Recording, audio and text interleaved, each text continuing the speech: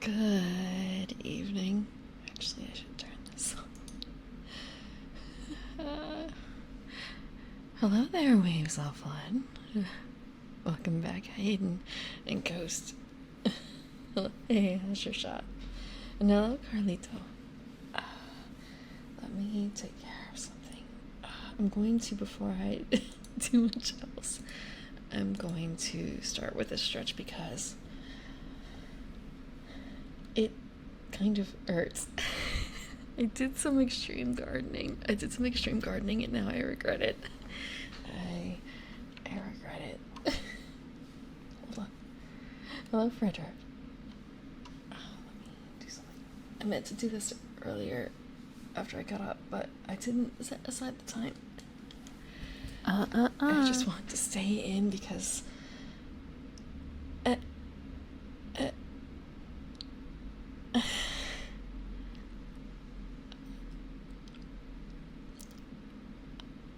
I will do my best. I will do my best. I also learned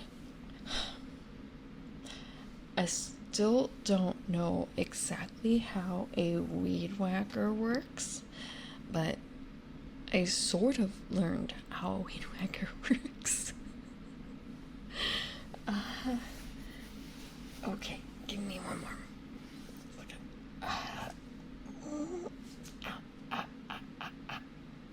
Okay. I may have overextended some things. Stretch before you do your lawn work, before you do the garden care. It's been really fast. Yes, and there's a wire inside that's not actually sharp as far as, I mean, I was able to handle it. It wasn't a problem. And you need to replace the string when it runs out. And also it's kind of a case of, so that's what that weird blue wire thing is that I would sometimes see when I was cleaning up the yard. I didn't know what it was. I didn't realize that was a part.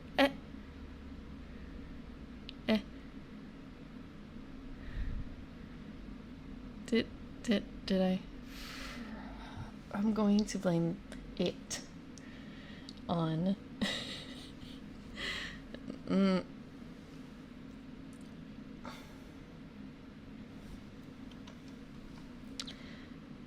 my fault.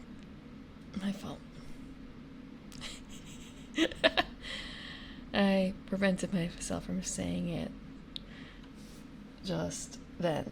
Okay.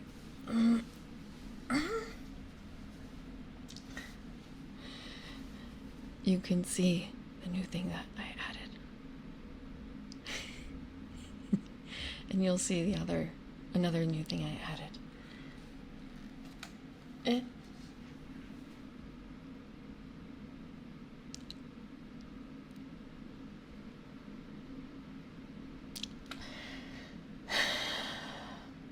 I get it.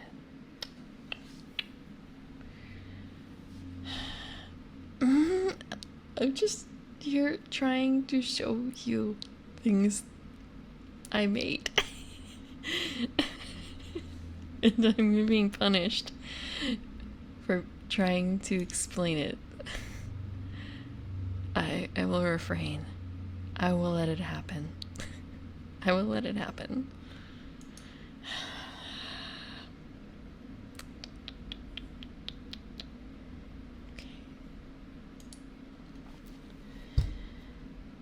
For today, we're going to be covering monsters. Let's see. I have it. Oh, actually first. Hold on, I need to clean. I never remember to put this away. I just leave it out. So real quick cleaning. Hold on. Where did I put it? You might hear some noises. You're going to hear noises.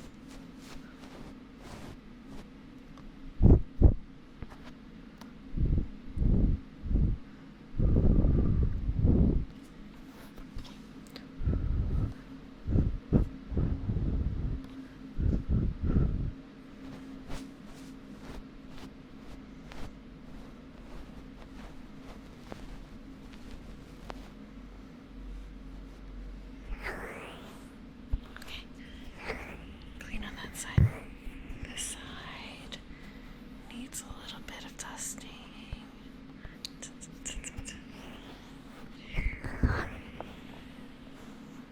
Okay. Clean.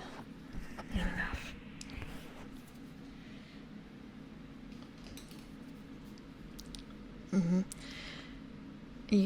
You're so shocked. All I can think of is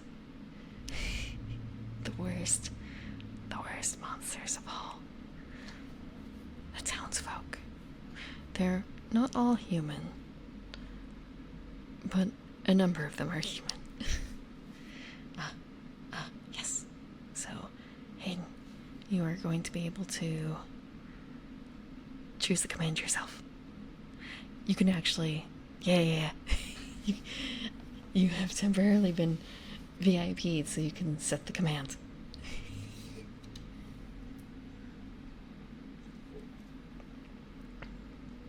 See? It works. Thank you. I can do it manually still.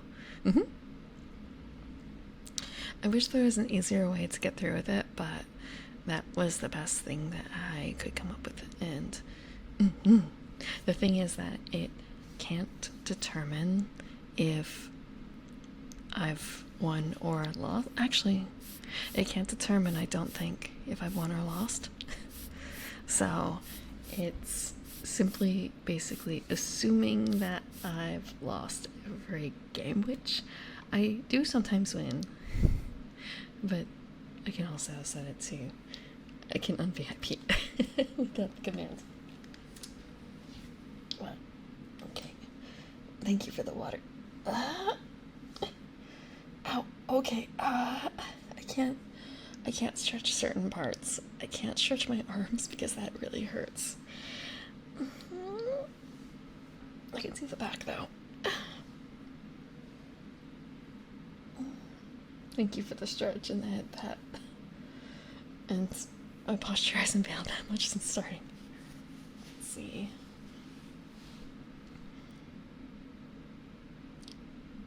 I had a thought, but I forgot what it was.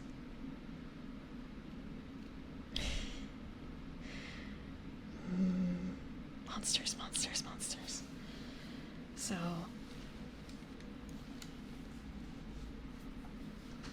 the section we're going to be reading is titled Folk of the Realm. Some of the monsters include acolytes, adventurers, edge wizards, halfling thieves, spies, tinkerers. It's actually quite the long list of options. It's probably important to cover what exactly is a monster in this setting dungeon world. So, the definition of a monster in this game is any living or undead thing that stands in the character's way. There's actually a sidebar about this a little bit in the using monster section. Well, actually, I shouldn't describe it as in the using monster section. It's like right before that. From the Magician King. We can't all be heroes. Then who would the heroes fight? It's a matter of numbers, really. Just work out the sums. And I believe that's true in other games too.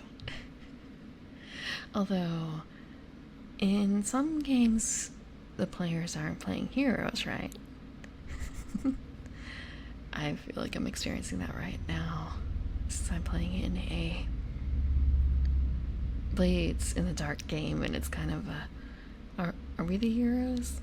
Not really. We're the heroes in the particular story that we're playing right now, maybe, but in the long run, I don't think we're the heroes.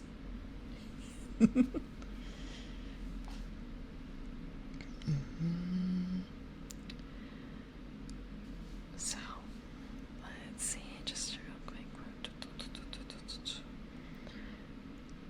So, monsters exist to illustrate what a dangerous, awful place Dungeon World can be.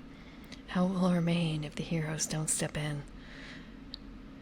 You shouldn't be rooting for the monsters to win, but they may challenge and even sometimes defeat the heroes.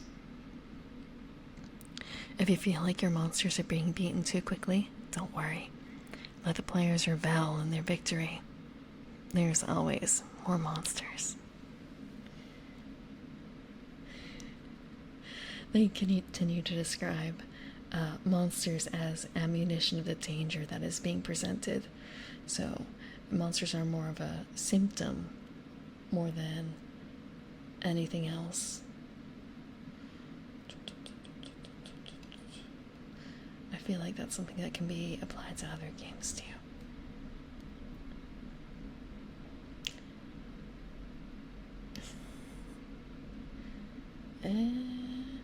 Alright, here's another choice bit from the using monsters section.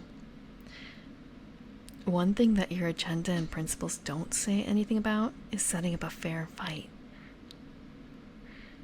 Basically, you're not supposed to necessarily make a balanced fight. Sometimes the players should run. Your responsibility is to the fiction of portraying a fantastic world. I think that there might be challenges with that because in a lot of games, if depending on the player's background, expecting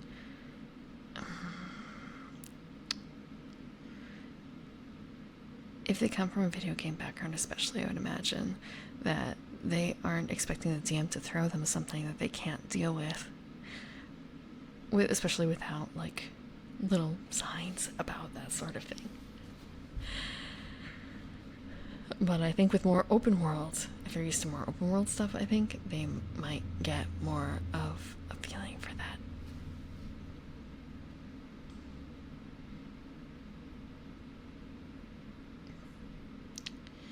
So some of the things that we're going to be covering in each of the monsters is they have moves to describe behavior and abilities. They have an instinct, a description, damage, and tags including how they deal the damage, including range. And then there are some special tags.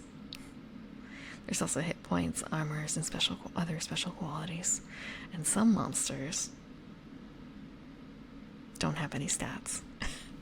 I think that the only ones that don't have stats are ones that we covered in Planner Powers.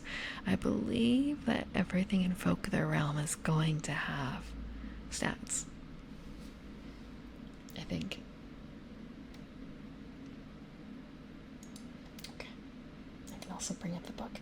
Oh, there's two more things I should do. Hold on.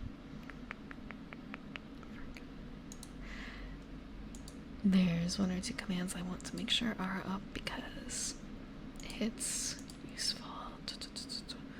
This is off, this is on. Yes, okay. Also, note, this book is free. You can access all the information online. It is a free-to-play game. Free as in free beer. And I mean, there are print copies of it available. So that's why I'm able to like completely just like read out the manual and show it on stream. There are additional classes that you can buy that people have made, but I think that the base ones are well enough. Let me grab out the document. Also, I want to stop this. There we go. Also, I want to make sure this is dark mode before I start doing blinding anyone. And also, I'm going to update my stream information.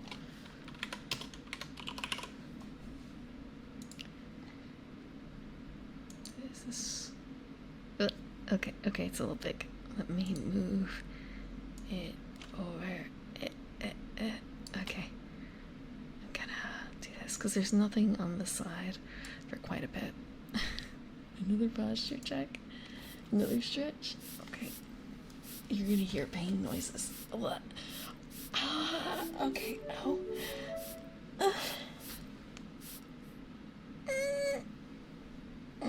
Okay. Thank you, Visage, for the follow. Thank you for the stretch, spit oven, and my posture isn't that bad yet. Thank you for the check. And for the water, let me have a little bit of water.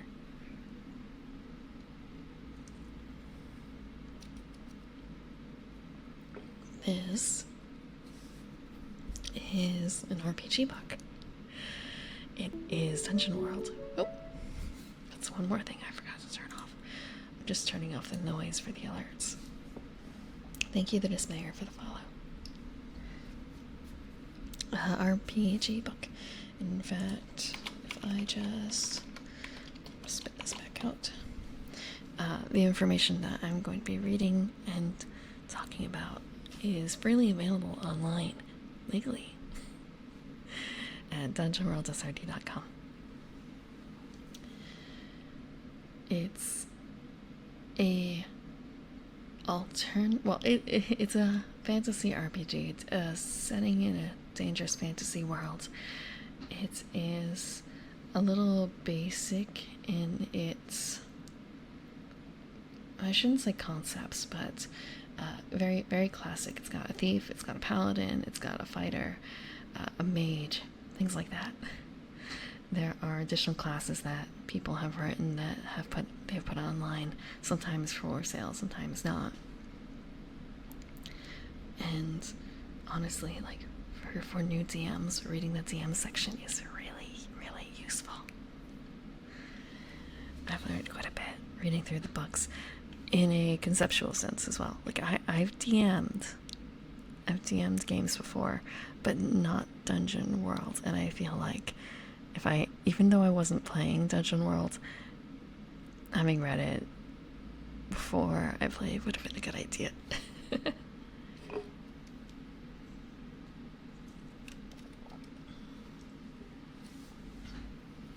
So what I'm going to be doing is reading each section. Oh, it's fine. Thank you, Visage. Don't worry about it too much. Oh right, is today. I know it's been like Gunpla Sunday. I haven't seen. Let me do a quick check on Twitch.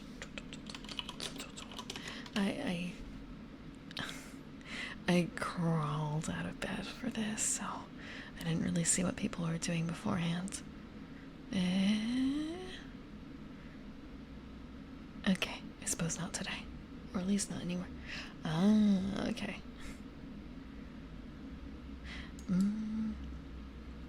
So, I am going to be reading the stat box, and at the end of the section being Folk of the Realm, we're going to be placing the monsters on the ranking chart.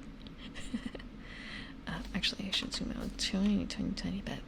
We're going to put them on the ranking chart, which has already been filled out with all the other monsters. And this is the very last monster section. Very last monster section. So the ones we're going to be adding are currently down here in unranked. I actually feel like maybe I should have put more things in F, but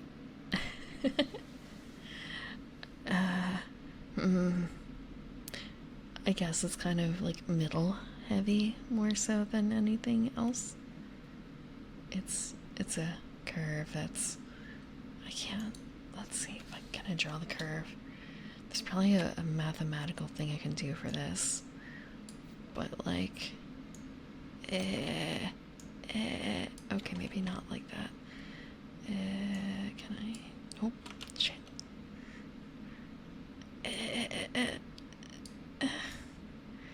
Can I make this white? I can. It looks terrible. We're gonna make this like 20 pixels thick, and oh no. You can tell my line work. Oh, you can't even really see it. Okay, I'm gonna dump it over here real quick. And just kind of like ignore the we're gonna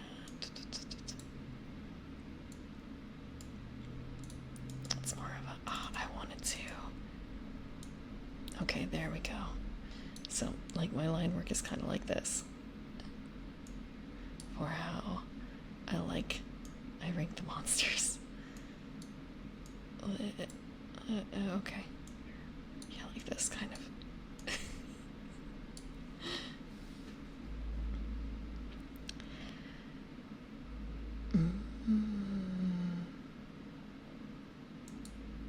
Let's see.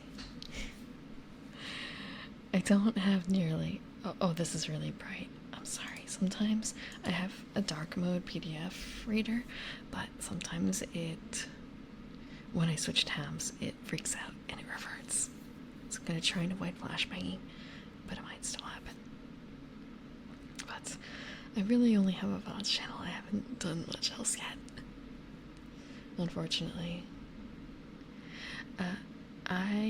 For Breath of the Wild, I first played it a number of years ago, but I did not finish it. I did a whole bunch. I did all 4 dungeons, and then I did a bunch of DLC, but not all the DLC.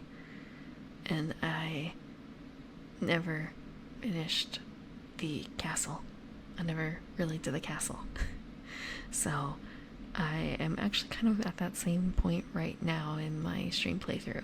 I'm doing DLC, and I haven't done the final castle yet. I was planning on doing the castle before Tears of the Kingdom, but I ran out of time. I am playing Tears of the Kingdom, though, but I think I'm gonna move that off stream, roughly, for now. I have like 12 amiibos. I've been doing that off stream, too. There's still a couple more. I will say, there are amiibo drops that I believe you can only get through the amiibos, so I've been trying to collect those.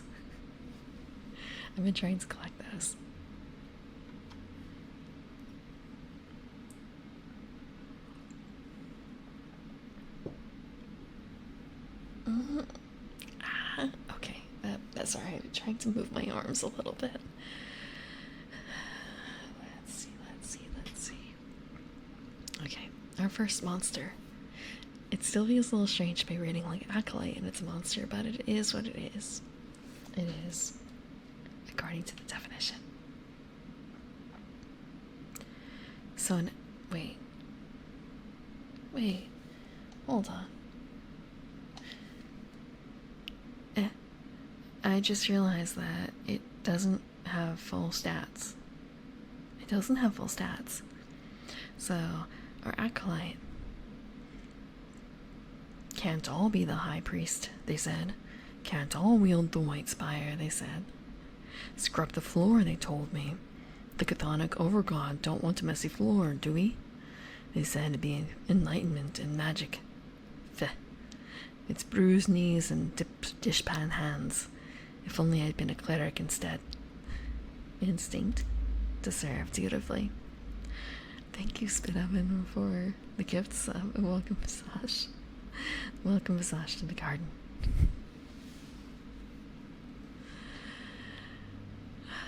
Oh, right, I also updated that a little bit so that there's more contrast in the backing. It's still kind of a work in progress, but it's more readable now, I would hope. Speaking of which, I just have the word "that" floating in the middle of nowhere. I need to adjust something. I just realized I never fully... I made this and I must not have set it to remove the word. I swear I tested. I did not mean... I tested, I just missed it. What command was this? It was this kind of command.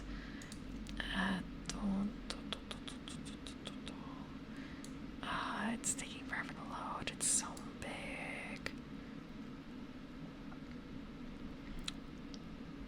Okay. Is it a widget? Did I set it up as a widget? No. I did this.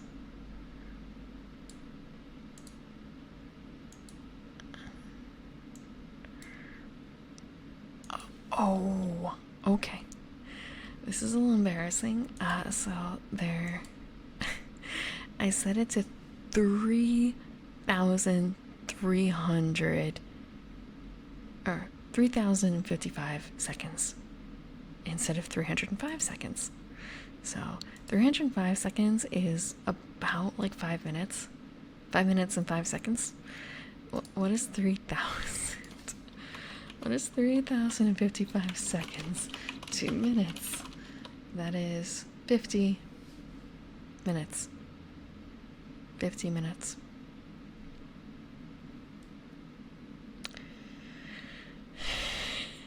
Oops.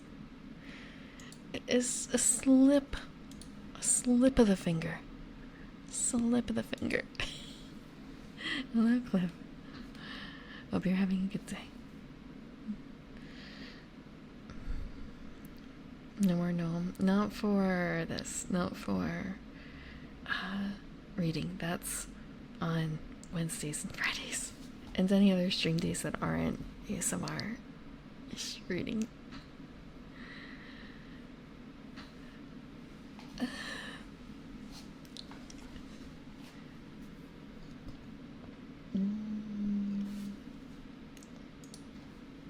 It was deemed too disruptive.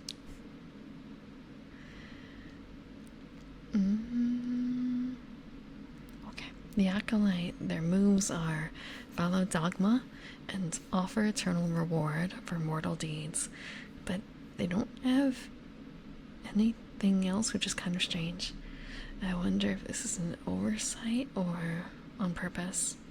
There have been some other very minor weirdnesses in that book, so not certain.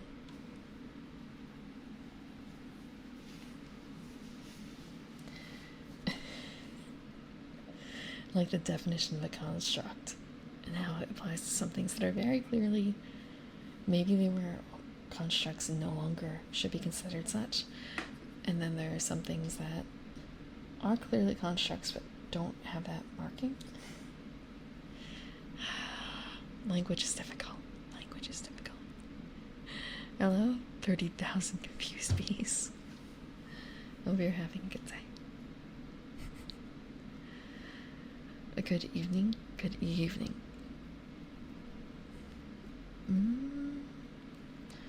So the adventure is next. Just like our intrepid heroes. You just... Oh, Anime North. I hope... Was that good? I know some VTubers, I believe, who went there. Unless there's another convention running in Canada, I think, at the time. But I know there's some big meetups, and I think Maple Winters was selling some stuff there. I know she's been preparing for it for a bit.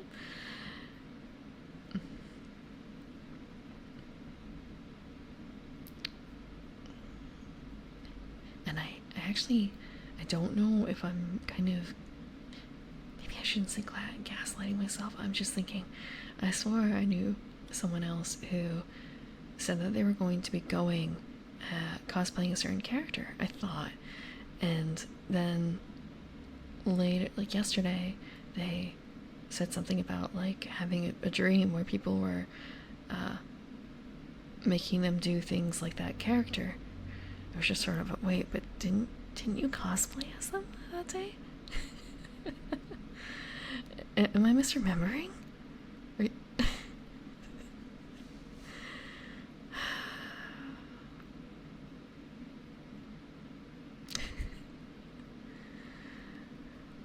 I think that they had been cosplaying, but I'm not certain.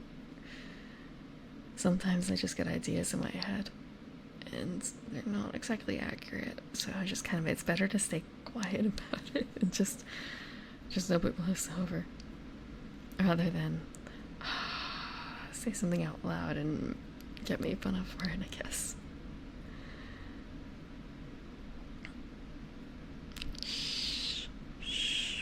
Actually, what's the best? Shh. How do people shh? I spent a lot of time in the library. I feel like I should know how to shh. That's kind of, do you use your mouth? Oh, I say mouth. You use your mouth, of course. It's just more of a, is it a lip thing, or is it more of teeth, or what? I guess it's more of also like what part of the lips.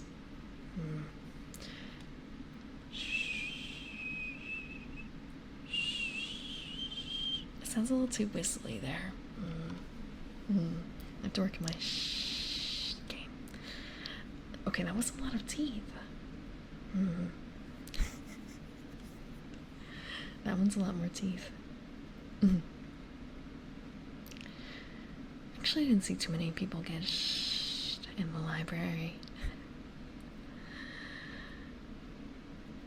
It's a lot better than last year. I would imagine that now that COVID is quote-unquote over, that things are kind of getting back into the swing. Or big teeth.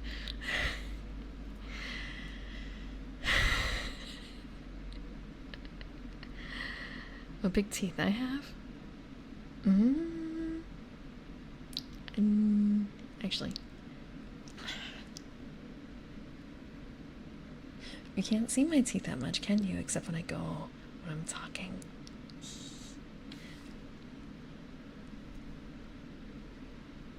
No, not really. Not really. Not much.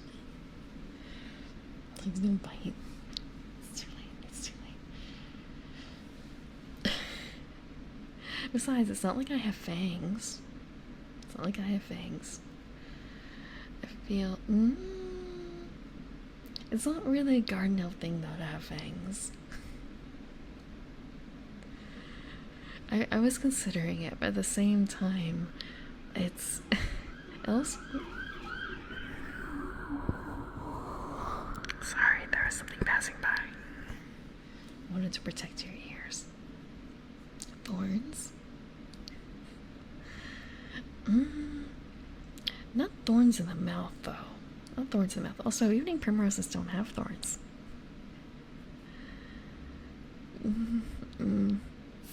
Sometimes it's a little busy outside the garden. Sorry. Yeah, no. I'm not really... I enjoy meat a lot, but it's not strictly because of the garden elf background. It's other things. Not goblin. Not goblin. I kind of... So... I can change season. I can change season. I'm not always green, but green is my favorite. Green is my favorite. I like being in the season I'm in.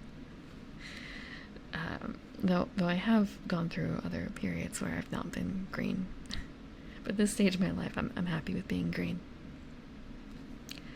I forgot to set the timer for the cat ears. Let me do something really quick and check.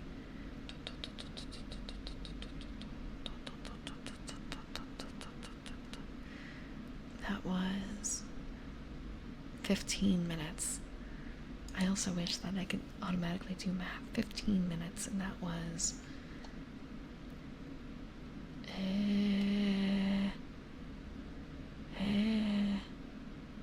33 minutes ago. So 28 minutes ago. 28 minutes ago. Okay. There we go. Wait, no, that wasn't the right command. Wasn't the right command.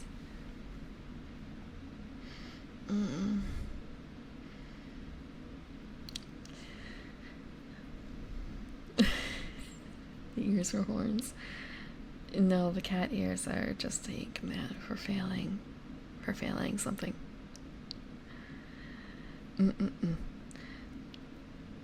Though I do want to get some proper accessories for it.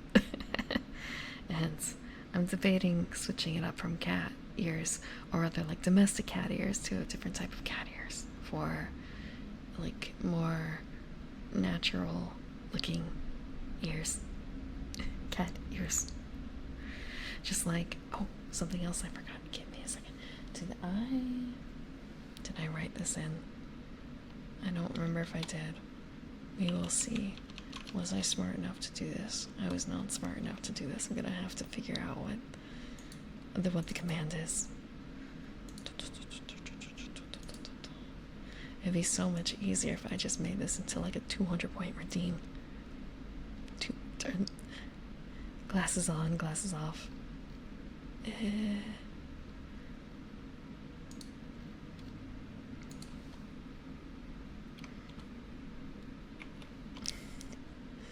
Yes, I want to get more fitting custom glasses in the future too. And a maid outfit that's actually made for me. But again, it's going to be quite some time off. I'm still in line for design work. Yes, it has very little. It is very, very little. That was on purpose. I do give a rollout, but it's not like giving you extra access to anything really. The Discord is only meant to be mostly for like alerts and notifications. Although I did last week, because it was my birthday, I did a movie night. We watched Vampire Hunter D Bloodlust. A 2001 animated film. It was very good. There was a character everyone thought. Everyone in chat was kind of like, oh, it's Primrose on screen. It was kind of a no, it's not. It's not me. She's too thorny.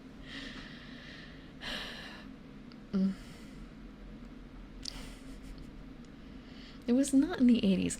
You want to see the 80s version? Give me 1 second. You want to see a still from the 80s? Because damn. I took a peek at it and it was just kind of okay. It was 1985 and it was by the same group that put out like Minky Momo or something.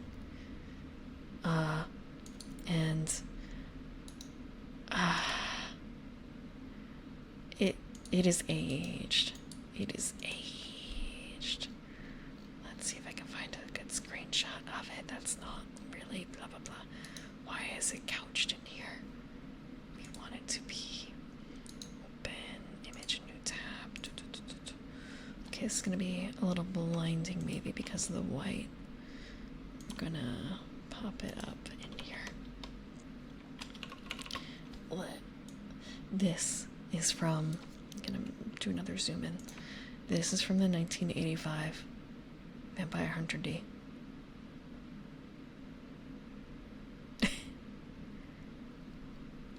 Yeah. It certainly aged versus the 2001. I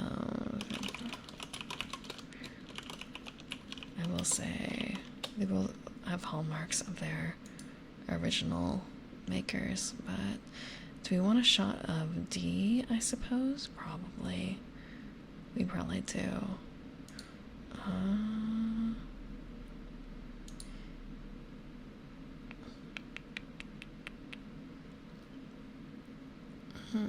Because the only other shot I can really see is one of two of the side characters, and it's kind of a case of you don't quite get the full feeling of it.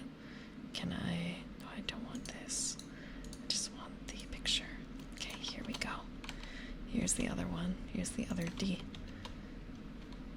The newer D. This is the 2001 D. But thank you, Junichiro Yokubo, for the follow. Blonde Star Girl. For this, yes, it was.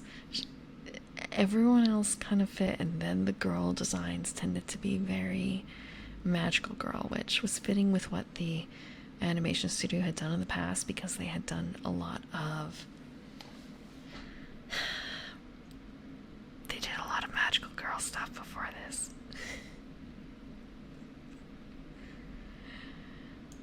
But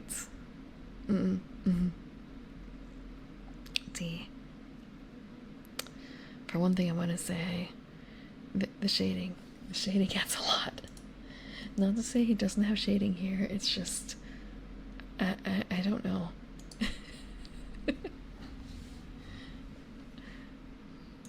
Let me grab up another one real quick, a newer one, to give another feeling. Let's see. Here's... Actually, this one's good too. Can I grab just this one shot? Oh. Okay, that's a little risque. Can I do this? We'll do this one.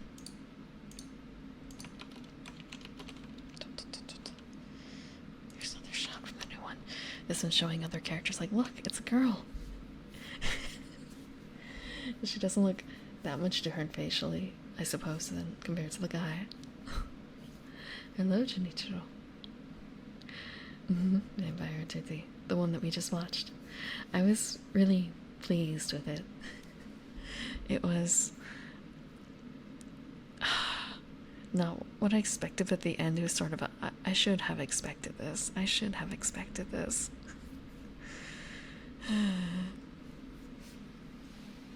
And now I'm looking, I've dug out my copy of Hellsing, and it's kind of a, I gotta set aside some time for that. I've gotta set some time aside for Hellsing. Thank you, Josh. Thank you, Joshua Neely, for the follow.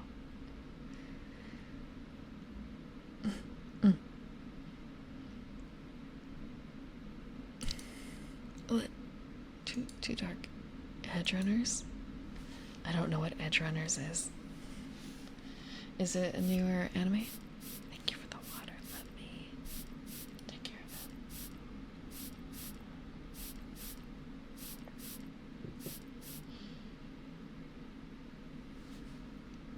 it. Okay. I never watched that. I never picked it up. Oh, is that the one with Rebecca or whatever it is? Yeah, I haven't really watched a whole lot of new anime. I remember watching Animatrix when it came out, or close to when it came out, and getting there was a particular scene that really freaked me out. So I kind of shied away from a lot of Western shows, to be on, or like, I shouldn't say Western shows, but like Western aimed anime in that vein. So Castlevania, I haven't watched that either. I'm not usually one for like things that have a lot of, I guess, like blood and gore in them. I don't necessarily know Castlevania if it's the gore part necessarily, but the blood part I think so, since it's a vampire show. At the same time, here I am having just watched Vampire Hunter D, but that also explains why I avoided it for so long, honestly.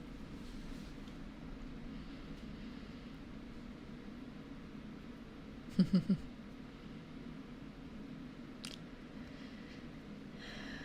stayed out of all that. I stayed out of all that. I think I watched some people play a tiny bit, but although, so I actually had the opportunity to play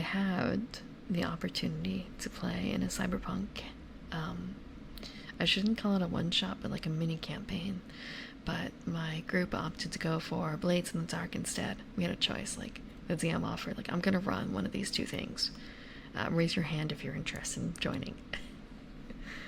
And it was Cyberpunk, or I think it was Cyberpunk. Hold on, let me check. Or Blaze in the Dark. And that would have been like my big introduction to Cyberpunk, to be perfectly frank. Let me see.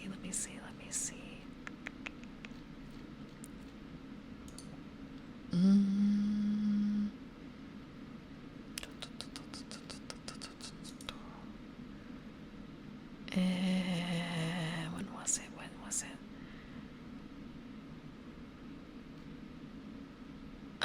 Okay. Never mind. It wasn't Cyberpunk. It was not Cyberpunk. He offered up Blade Runner, or Blades in the Dark. Blade Runner. It was kind of a. What was my crew? We're playing in Blades in the Dark, Shadows group. We're playing a Shadows group. I don't actually necessarily know what every person's particular playbook is. We've kind of gone. I know one is a leech. Because of the pile of like alchemical ingredients and stuff. And I think another one might be like a lurk, and I'm a hound.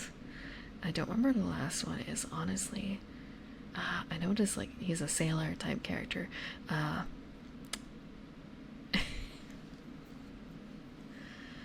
But we're playing a game. We actually just played last night our first particular scene, I suppose. Scene, bigger than a scene. Like the first half of a mission.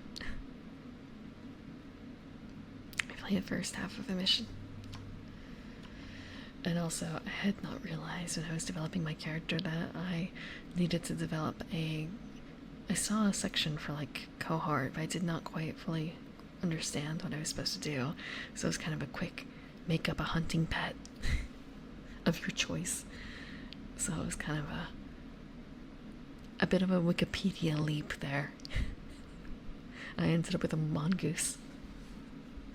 I was trying to think of something that a Aruvian noble might have on hand. It was kind of I can go with like an Indian, I think it's called like an Indian ghost hound. But then like dogs are really useful, but they're kind of big and not very sneaky, and a mongoose seemed like it would be a better, sneakier critter that I could use as a scout. Marshmallow? Marshmallow is basically an anonymous question asking platform. And let me check real quick. I actually really have only gotten 2, and that was when I requested songs for karaoke like back in November, I think, maybe even October. So I didn't fully, yeah, it's in Japanese. It's popular with the Japanese crowd. So it's, I think there's a way to respond to them, and it as on Twitter, like the people ask a question on Marshmallow and anonymously, and the account holder answers on Marshmallow, and it automatically gets posted on Twitter too, I think.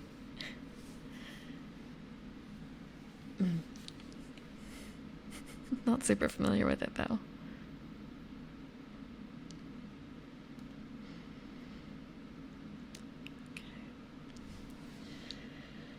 I just looked at this adventurer.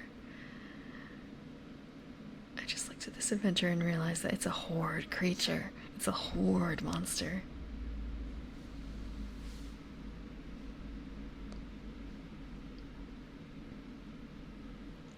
So, adventure. It's a horde intelligent. Thank you for the watering, abandoned bad dragon toy.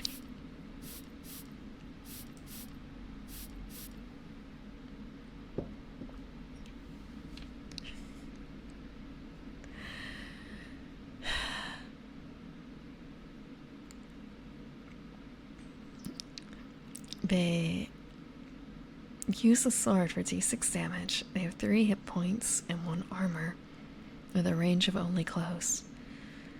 The special qualities: endless enthusiasm. Just, so this is kind of a...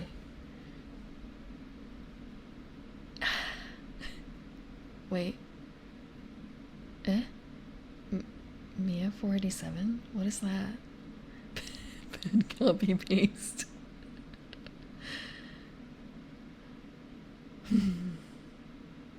Nothing? Sure, I'll trust you. I'll trust you this time.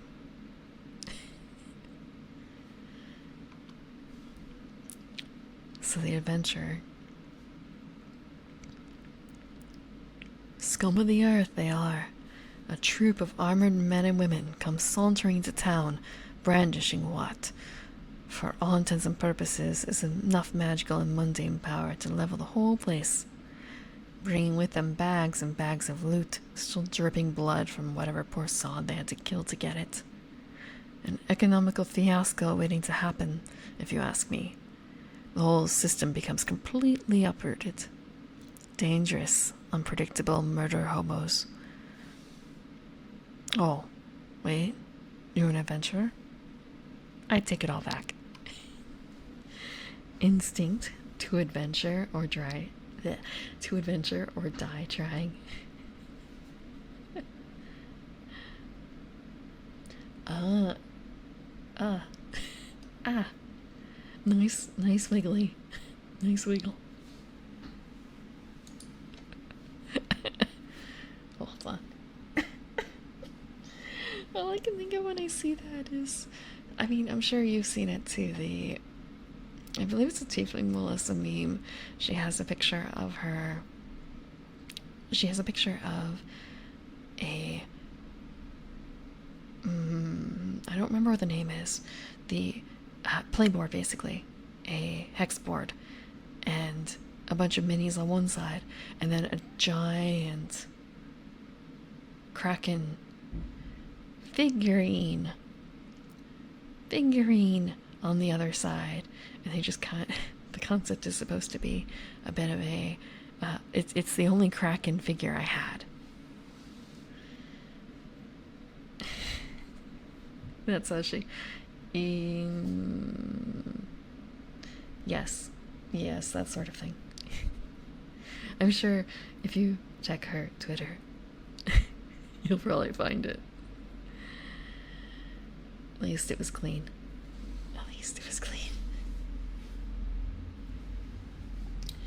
I think in Europe there's some other non-D&D games that are popular. More popular than, well, not more popular than like D&D in America necessarily. You're clean. I would hope so. Otherwise you gotta get taken out back and sprayed down.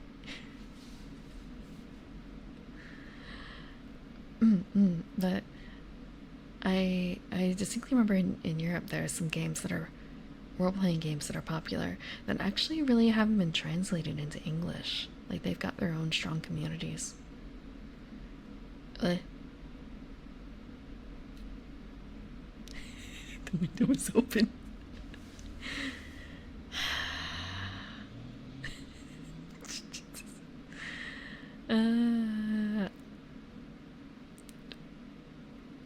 I don't really close my windows, okay? I like letting the light in during the day sometimes. A little bit of light is good. Get that vitamin D.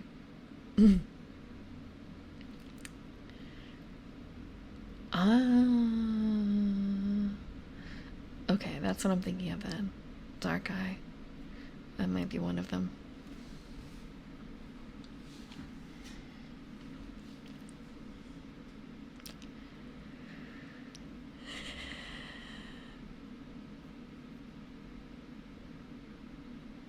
A little bad dragging in with the light. Sometimes you gotta take those risks.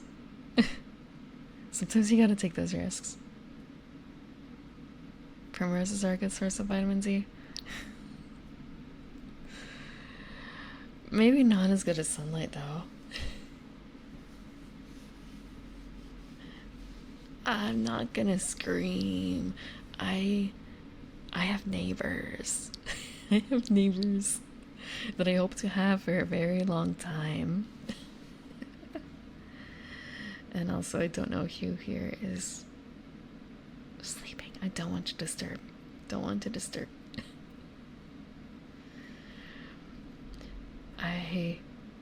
I feel bad enough when I'm like practicing singing. I'm sure the neighbors can hear. I've been learning an opera song, especially. So it's just kind of, can't really practice that quietly. Can't really practice that quietly.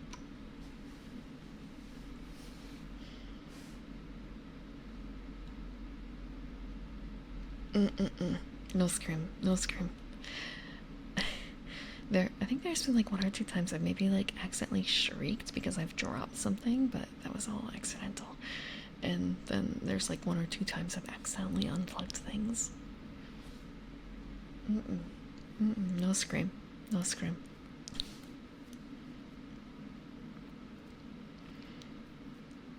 No. I don't have roaches. I don't have roaches. My place is clean. My place is clean.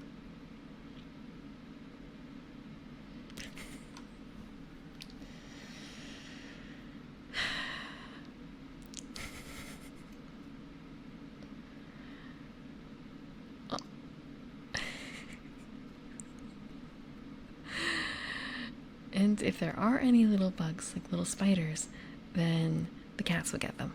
The cats like hunting. They've been actually kind of bored. There's not been really anything for them to hunt. Weird arachnids. Look, there's some spiders outside. Actually, yesterday I was working on something. Did you know that in some places you need to provide proof of age in order to buy a machete? Because I was doing yard work with a machete, and there was a spider, like, I swear it was as big as the first joint of my thumb, just hanging out on the table outside.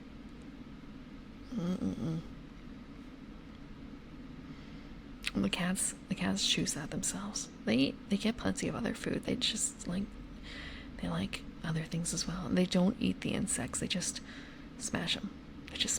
They play with them. You haven't seen a single spider in 4 years of having an apartment? Cats will eat anything? I beg to differ.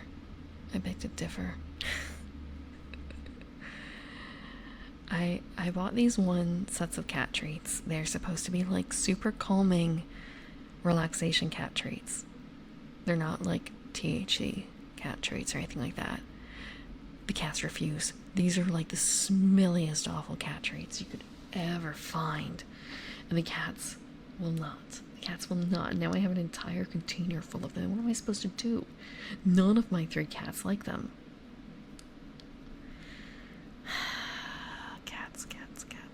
Cats. What am I supposed to do?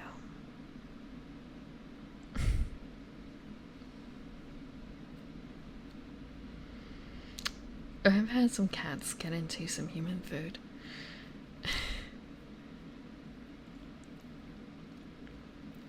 But just that one cat snack they hate. I have some other cats that have some like tastes and distastes of their own. Yeah, so we've gone through exactly 1 stat block out of the set. 1 stat block. 1.5. We did not cover the... Oh, you can't quite see it. The adventurer data. The moves. So adventurers, they go on a fool's errand. They can act impulsively, and they can share tales of past exploits. So really, these are the PC characters.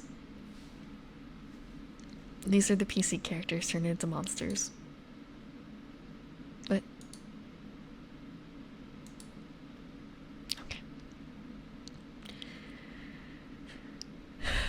I want to say this also, like 3 hit points sounds about equal to what they're allowed. Let us check really quickly in here.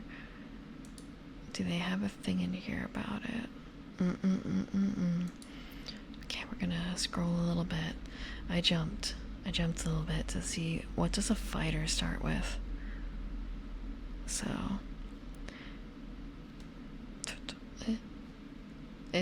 Why did that come up? Okay.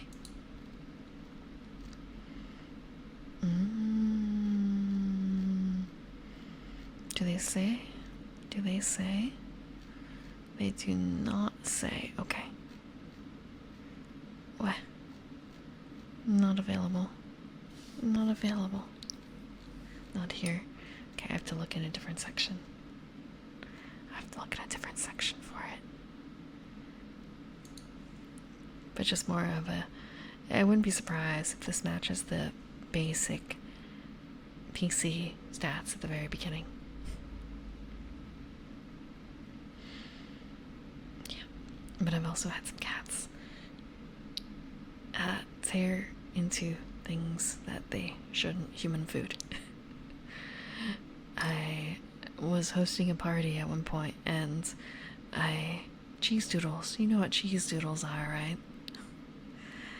I had a bag of cheese doodles left over. Partially, I sealed them afterwards, twist tie, and had not fully put them away where they belonged, in a cupboard. I didn't think I would necessarily need to protect them from anything. The cat, one of the cats at the time, ripped into it and left dust everywhere. These are cheese doodles. I've had the cats go crazy over dried crab bits. I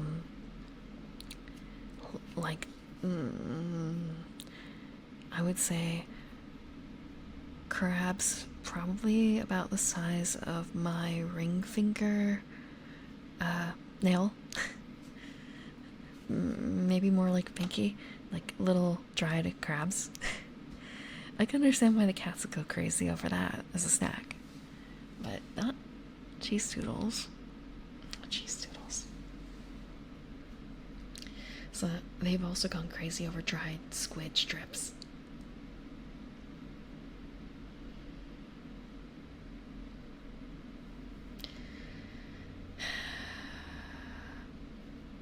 I can't have fish snacks, or sea snacks, I suppose. I can't have sea snacks. The flying nugget.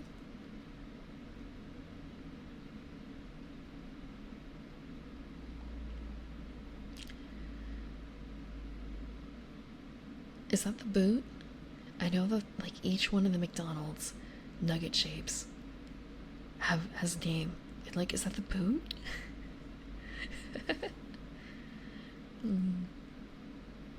I think there's like 5 shapes or something. I could be wrong. Goldfish crackers. I guess it's the cheese. I guess it must be the cheese. I've not actually gotten goldfish in a very long time. I wonder, do you also have their... Sorry, noise. If you have the snacks in a similar container to what they're used to. Or really just cheese.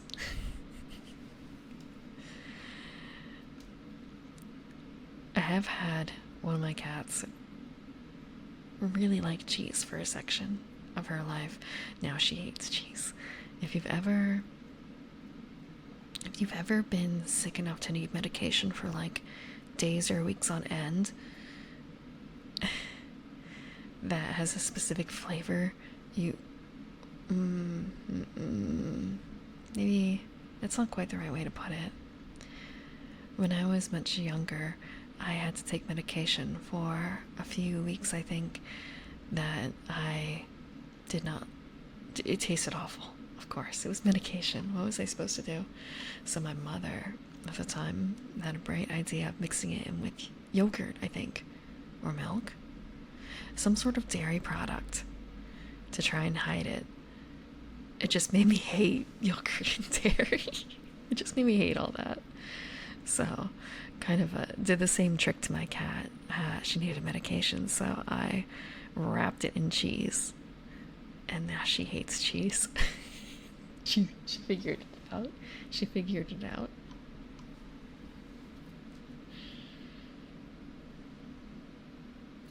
God bless tasteless medication.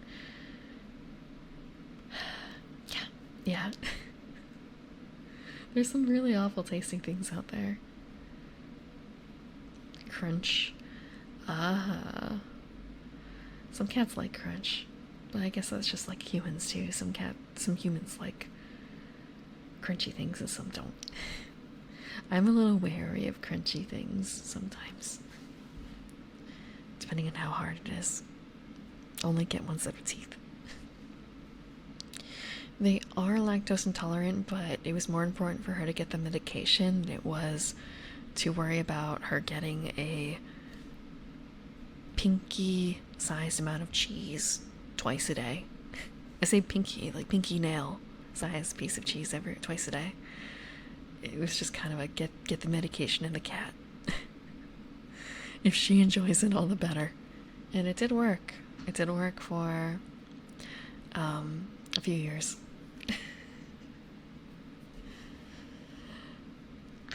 My arm. It did work. It was very specifically no. It was just enough to basically make a pill pocket for her. She would take she took an anti-seizure medication made for humans. So the portion would be cut down into a smidgen, and then wrap that smidgen in just enough cheese to cover it, the taste. Nope. She's too far gone. She's been medicated for over half her life now, I think. She actually gets her medication now in the format of, it's compounded into a oily liquid that tastes like chicken. So I just have to like shoot it in her mouth twice a day now instead of doing the pill fight dance. Because she got really, really good at avoiding taking the pill. Like stuffing it in her mouth, hiding it for minutes in like her cheek or something, and then spitting it out later. I would like find the little pill bit on the floor.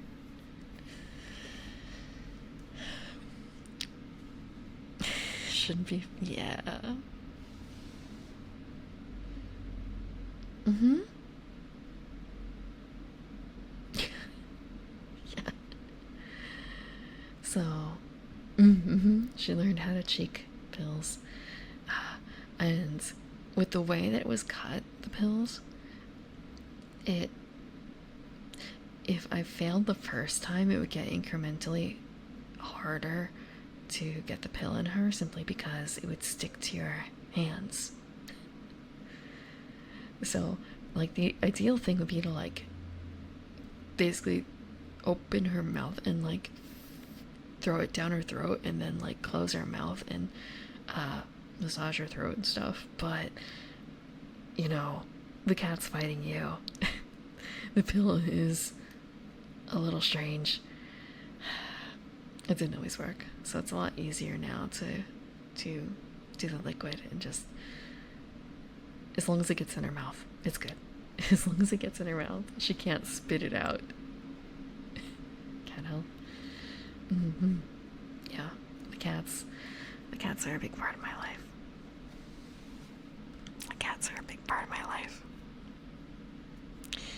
And have a good night, abandoned bad dragon toy. I mean, I could show you one of her MRIs. A perfectly healthy cat MRI, aside from the seizures. It's creepy looking. It's creepy looking.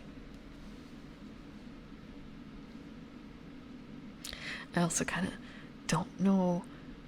I mean, you can look at it, but I'm not a doctor, so it's kind of I don't know what I'm looking at exactly, except like, oh, well, there's the eyes, and there's the ears, and there's brain. There's brain.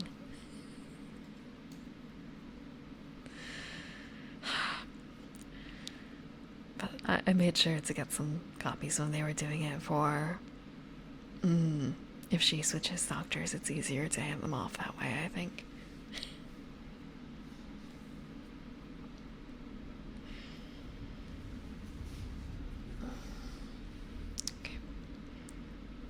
Adventure. We finished Adventure. Next. So just Dirk, and it's kind of wait, Dirk's not here. Yep, this is a cat. This is a cat with a brain that doesn't have any problems with it. Visible.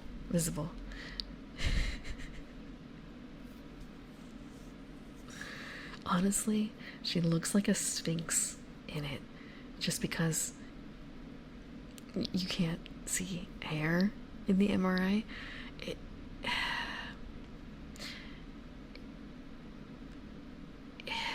Cats look so weird without hair.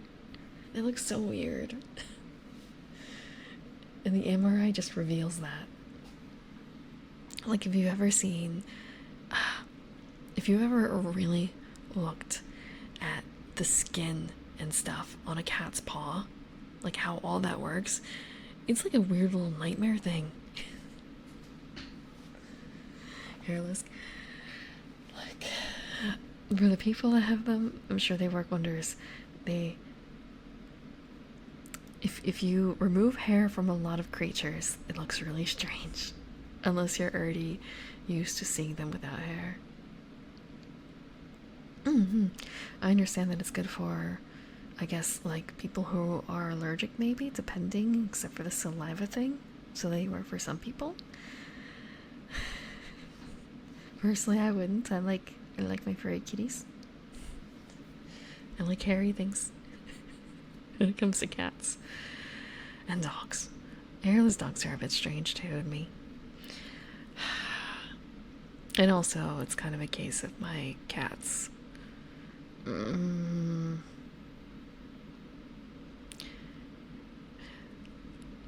need to go out of your way to get a hairless cat. And my cats have 2 out of 3 have come to me.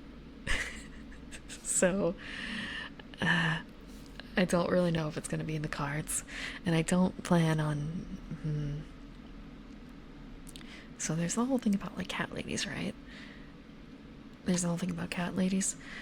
I only have 3 cats because I kind of saved one from the streets a little bit. I don't plan on getting any more cats until I'm down to 1 cat. The max has always been 3. And even 3 right now is a bit much, honestly. There's 2 that are extremely fond of me and don't like each other, so that's a problem. Like, it's actually a little heartbreaking trying to like work out a schedule for this being shared. So yeah, I'm not going to, like, if something were to happen and I only had 2 cats, I'm not re-upping to 3. The plan is always just 2 cats. 2 cats. Unless there's something like a case of if I only had 1 cat and that 1 cat did not like other cats, I'm not going to get into one. I'm not going to force them to have a companion they don't want. It's just more of the kind of like, not even luck of the draw. I didn't draw them. They were flung at me. They were flung at me. So, I don't really feel like crazy cat lady because of that sort of thing. Like, it's just the situation for now. It's just the situation for now. In like 10, 15 years, the number should not be 3. The number should not be 3. And I think 2 of my cats are considered senior right now. Bad news. Bad news. One of my cats has been Contessa, actually. It's been about a year, I think, since I first started interacting with her. So she's had at least a half a year to try and kind of get used to the other cats, and she's still not really there. And the same thing with the boy cat who hates her. Or rather, Hmm. I don't know how to describe it. He doesn't like her. I did actually have them. I did actually sleep with both of them being able to access each other, so to speak, like in the same space. Girl cat was apparently just in her safe corner for the entire night. And my boy cat just. He was basically standing guard over me the entire night. He was not in a resting position exactly. He was in a position where he could doze off, but he was still facing the door that the girl cat was by. He did not let up. So he's actually like. Can I call my cat a yandere? Can I call my cats yandere? Because that's not really normal behavior, is it? To be like so possessive over someone? Yandere. Okay, yeah, that's a better word. Yandere. A harem situation. Yeah, it's unintentional. Unintentional. Yeah, he's very possessive of me. But okay, so there's the concept in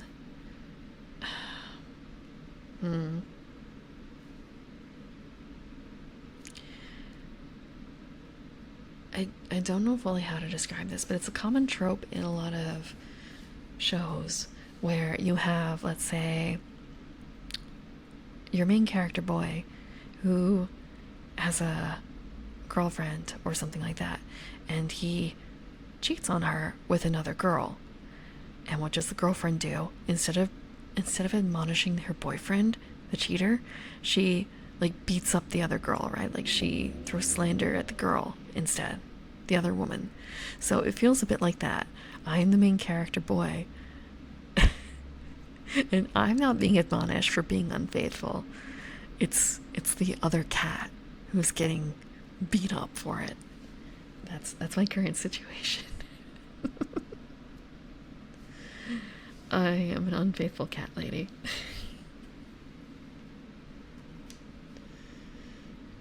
Mm-hmm.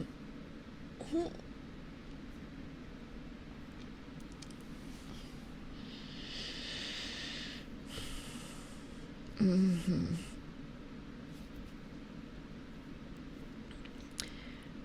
I don't think it's that weird for one. The thing is, though, it's also a case of I have another cat, too. And he doesn't feel that way about her.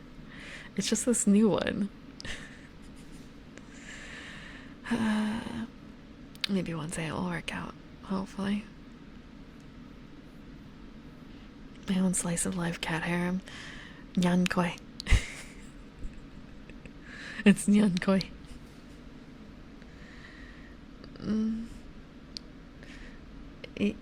Yes, I am cat lady. I am a cat lady, sort of. I have 3 cats, but we are nominally talking about RPG stuff. I have a stat block in the corner. We're gonna read. We're going to continue to read. It was a tangent. It's a very long tangent.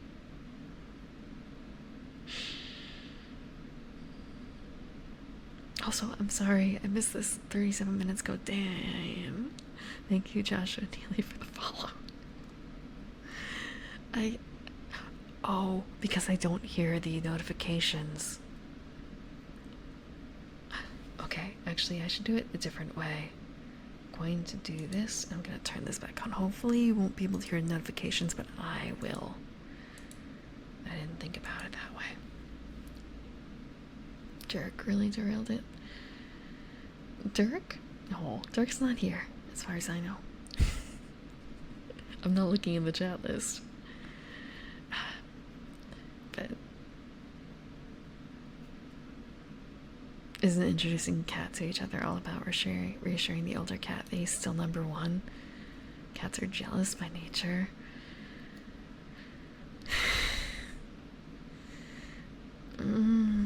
I suppose so. The thing is, though, when he first met This other cat, she was very much. She was near feral, this other cat.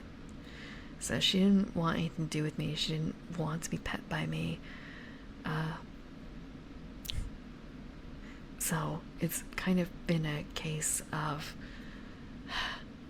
like maybe being the reassuring figure to her would make it easier for them to integrate. Like, look, I'm friends with her, you can be friends with her too. It's not really working though. Like, he didn't like her when she was not a human person. Like, she wasn't friendly to humans, and he still doesn't like her now that she is friendly to humans.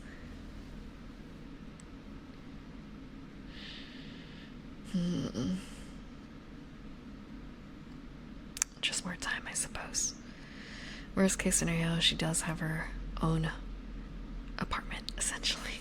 She has an apartment. She's not like stuck in a single room. She's got a bedroom, a living room, a kitchen, a bathroom, everything.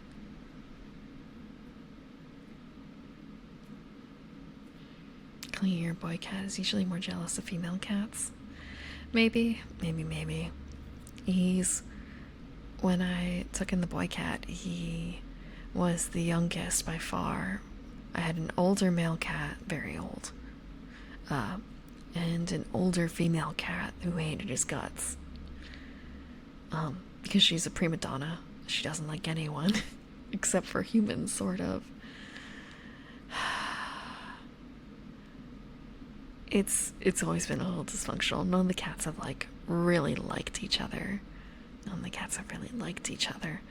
But the older two have grown to accept each other in some ways. But part of that may just be the frailty of the oldest girl. Like, she used to whap at him a lot if he got too close. Now he can lick the top of her head for a bit, and she just kind of you can tell she's not into it. She doesn't like it, but she just doesn't really want to bother until he gets too fresh, you know? Something like that. Okay, a bandit. So how's a bandit different than an adventurer? Wait a second. Actually, sorry, just seeing that. How is a bandit different than an adventurer?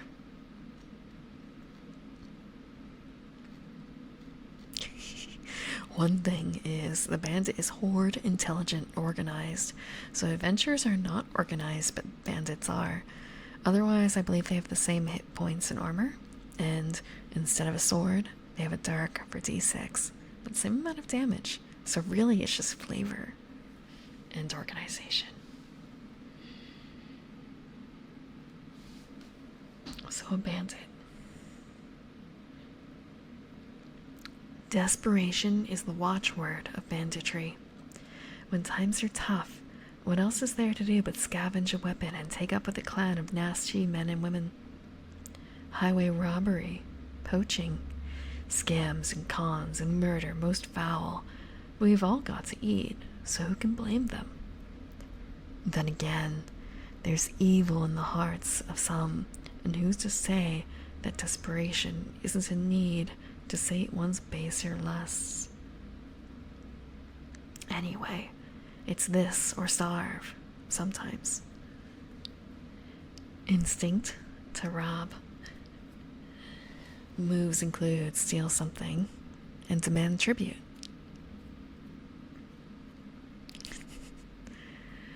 Yeah, I mean, we saw in the stat block, adventurers are dangerous, unpredictable murder hobos.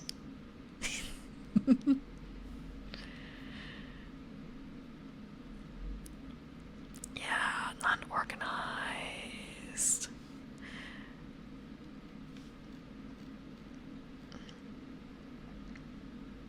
So yeah, that is the... Wait, hold on. Steal something to demand tribute.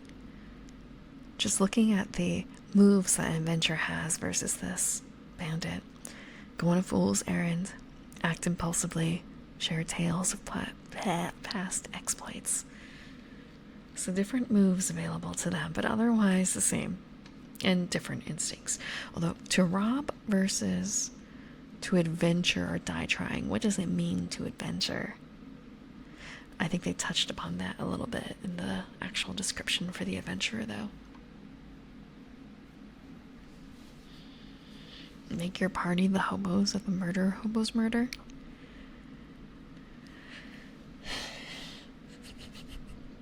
I mean, isn't that how I've heard of some people who start games as like, okay, you all started as NPCs, basically, start as farmers, grangers, that sort of thing. You will be elevated eventually. Eventually. You need to beat the murder hobo out of your players with an oak stick. The problem is, and this is something to be very frightful of, what if they like that? You know the overlap is there. You know the overlap is there. You have to be careful with that. What if you have a bard in the group? Be the murderer. Find that barrier and break it down.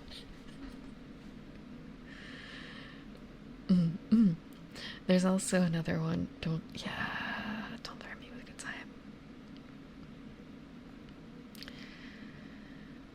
When you find out the player isn't a 4.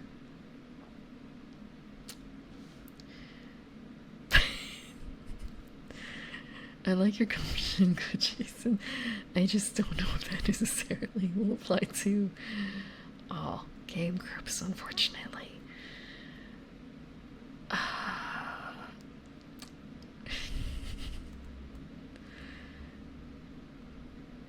There's also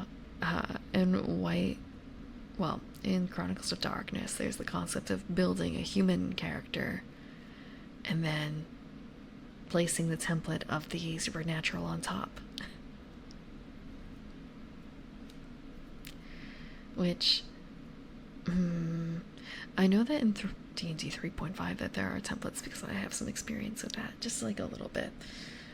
But I don't, I suppose they don't really talk about, no they don't. They don't, because it doesn't really count as a template, like saying you're building an elven fighter. It's not like a template, really. Not as far as I know. Thinking about like when I did my template edition, it was kind of a is it really just what's in a name? Quick builds. Yes, but that's not quite the same, I feel like, as a template.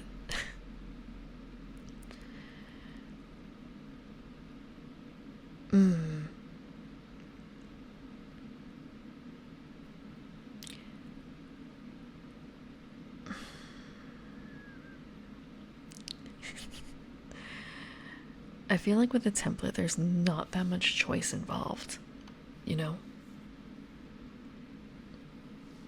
Here are the stickers that you place over the appropriate areas.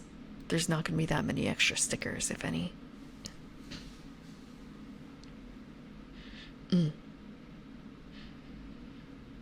Versus the quick builds, which are choosing... You're choosing from a bunch of piles.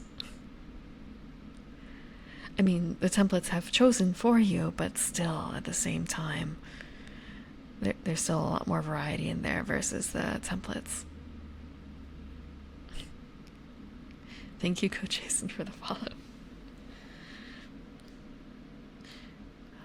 Yeah, 5e isn't very popular. Well, I mean, 5e, I can't say 5e isn't popular. On the internet, there's, of course, outrage over all of that. I don't know how much that applies to actual player groups, though. That's fair. That way of putting it. 5e is the best for beginner D&D players. Yes, but there are other games that would be better entry games, but D&D is D&D. D&D is D&D. It's not quite the same to be like, we're gonna play D&D, but it's got different rules. Like, you could absolutely hoodwink actually the players into playing something else and calling it D&D, but it falls apart the second they start talking to someone else about, like, yeah, I'm playing D&D and I'm playing a let me check what's in here. For example, I'm playing a ranger or something like that. Not ranger, no, thief. And it's kind of an, oh, you're playing a rogue thief, and it's kind of a, no, it's a thief. Like, the system is wildly different enough that it wouldn't really work. But public bar, that's actually how I met my current group of players. I'm not running a game with them, but we are currently playing Blades in the Dark. Oh, prearranged to resist. You still have to start with D&D then, though. You still have to start with D&D. We actually, my group, we did not start playing D&D. The first game that we played together was actually Scion First Edition. Which I think is kind of weird. Like, when someone first opened up with, like, hey, we play board games together, I think you're cool enough to play. Let's try some RPGs out. Let's try an RPG out. The options that he had were pretty much like, do you guys want a sci-fi game or a fantasy game? Oh wait, no, he didn't do that. It wasn't that choice. Wasn't that choice that time. I think he proposed like 3 different systems or so, and at least 2 of us were like, yes, we want to play the Children of Gods. Let's in a modern day setting, so we went with Scion. Exalted. Exalted doesn't have the setting exactly the same though. Our DM did have experience with Exalted though. No, we wanted. I was one of the people who voted for it. Scion is basically American Gods. And for the other ones who also voted for it, it was the American Gods flavor that we wanted. So we went with Scion. And after that campaign, at a break, we started playing 5e. We still occasionally play other games. We've played Aegon, Dread. They've done some other games I haven't been a part of, but I don't remember what they were because I wasn't a part of them. Like, not everyone plays every game. Disgusting about science? What's disgusting about science?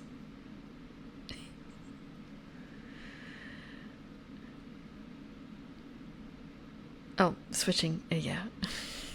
That was back when D&D 5e was new. Like, the only books that we had really were the base book.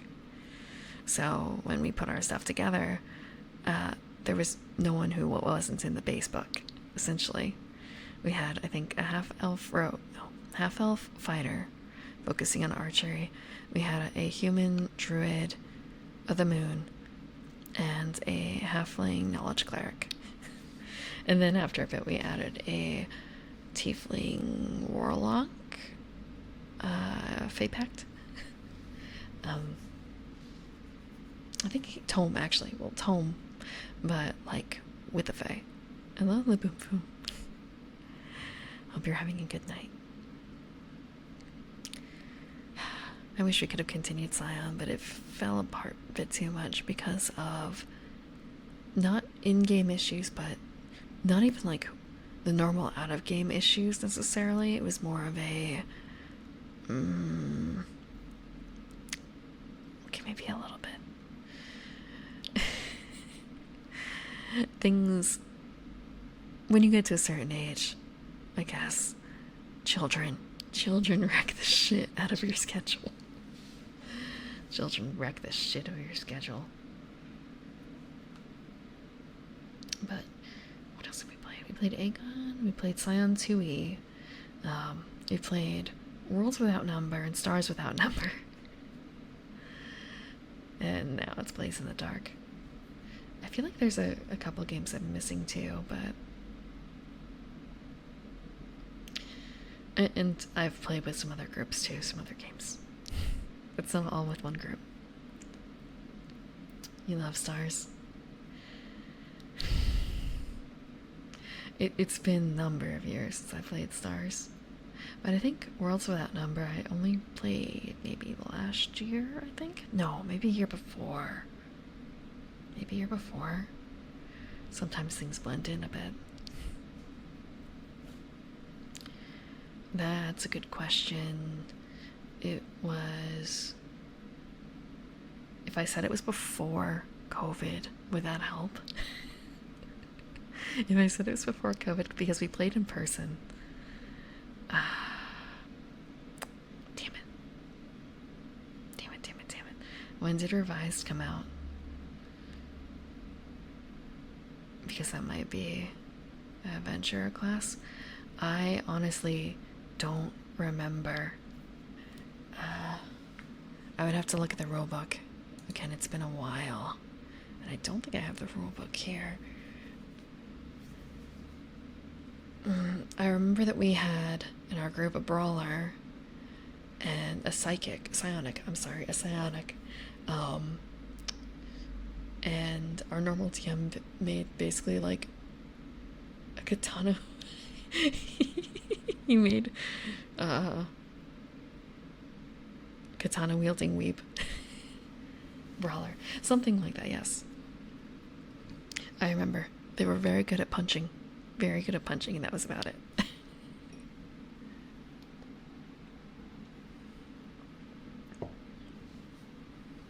It may not have been called a brawler, but that is effectively what they were. And my character was some sort of sharpshooter with a merchant background.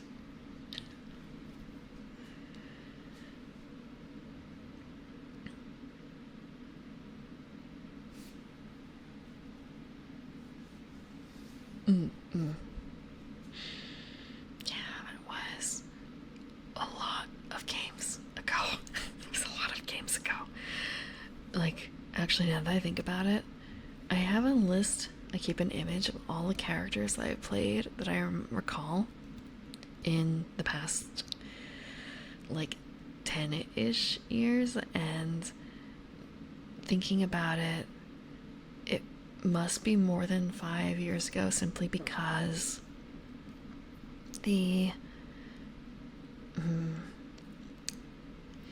like placing that campaign in my mind in that sheet, because I don't actually have that campaign character on there.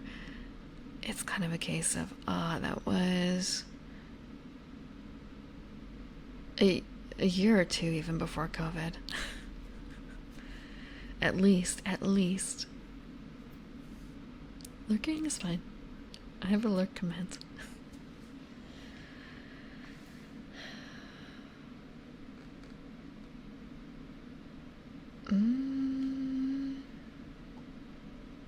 Gotta take care of yourself. Right, tomorrow's a holiday where I am. I'm looking forward to it. I'm hoping to get a bit of rest. Maybe I won't hurt tomorrow. Maybe I won't hurt tomorrow. Okay. So we had the actions for the bandit, and that is steal something and demand tribute. Oh, I think this is the only page in the game that we've come across, or at least the only stat page that we've come across that has 3 stats in one page. Normally it's been 2. I'm not sure why. So, the Bandit King is solitary, intelligent, and organized. Their weapon is the trusty knife for the best of 2d10 damage and 2 clarify, that is, you roll 2d10 and take the best out of those 2 die. It's not rolling 2 sets of 2d10 and taking the best out of that. They have 12 hit point and 1 armor. And they only have a range of close. This is not the shortest description that we've gotten, but it's really, really close description for the Bandit King. Better to rule in hell than serve in heaven. Instinct to lead. Moves include make a demand, extort, and topple power. Sometimes when they have the really grand moves, it's kind of a, how does that work in actuality? but I guess in the situation that you're likely to have a Bandit King, I suppose topple power is something that you could still kind of break down and use.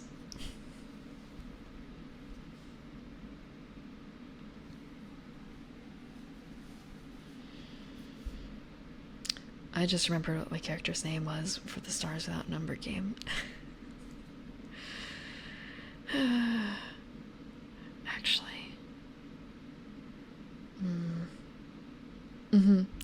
I named him after the sci-fi writer. Not Weeb. Their first name was Harlan, like Harlan Ellison.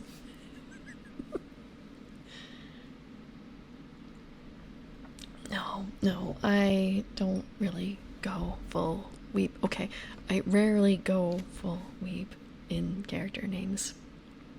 One of the only ones I've done that for has been Scion, actually, because I made a Scion of a Japanese goddess. So I gave her a Japanese name. And I made it, like, really punny. I'm trying to remember her name. Izanami. Sorry, I know there's Izanami and Izanagi. I chose Izanami. So, her name was Yomiko Yamashita. So, I did not use the characters for Death Child because that's kind of, you wouldn't actually name your kid that. So, it's like a more good Yomi interpretation. Look, we everyone in that game was very, okay, not everyone, but their cultural affiliation was pretty obvious based on their names and looks, so it fit in. Everyone's a child of a god. So yeah, and Yamashita is under the mountain. So, like, and Yamashita is also a pretty common last name, isn't it? Like, not as common as, like, Yamada, right? But it's not weird. It's not that weird. So altogether, like, not too bad of a no. It is. It's not too strange. Yeah, so look, it was character building. I don't think I've had a character. Okay, I say that. Let me think about the other character names. I'm not going to say what the other character names that in any of the games are, because that would be a little rude. But I don't mind saying what my character names were for other games. Let's see. Okay, so there was also a game of Maid where the character had the name Nico, but at the same time that's Maid RPG. So, like, if you weren't living out your weeb fantasies playing Maid RPG, what are you doing, really? really. I remember getting really made fun of for that name.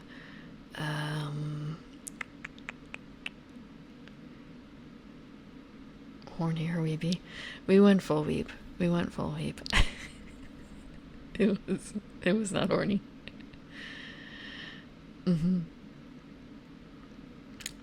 I've had some like influences for names where the original source kind of the reason I thought of the source. For instance, I had a character named Protea. Do you know what a Protea is? And depending on your answer, it's going to tell a lot.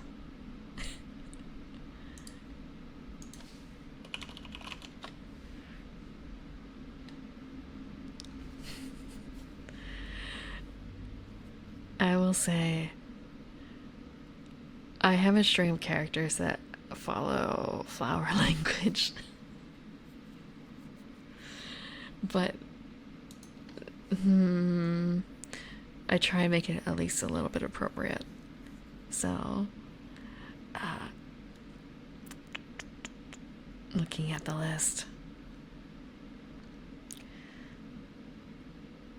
I'm probably pronouncing this wrong. Celandine? I had a Eladrin named Celandine. That was her theme. A death cleric, not death, grave cleric, called Asphodel. And Protea is there's a character in the Fate universe, like Fate's Stay Night universe, called King Protea. But all of King Protea and her siblings are named after flowers. So my character is kind of named after the same. My character name is picked from King Protea, but just called down to the actual flower name, or like the main flower name. And a Protea is a sugar bush, or like another name for it is a sugar bush. And I've said this before, but do you know what an evening primrose stands for? Inconstancy. Inconstancy. So, a what? An evening primrose. Oh, sugar bush? Yes. Proteas are also called sugar bushes.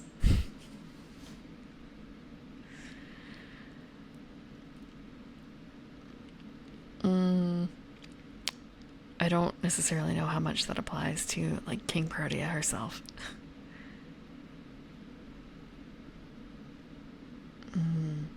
And I also had a character that I named BB after BB from Fate, but I made it. What's the word? She wasn't based off of her. It was just the name. It was a catchy name. For a dumb brute character, I thought like BB was a good name. So I grabbed some stuff to like make it work as a nickname.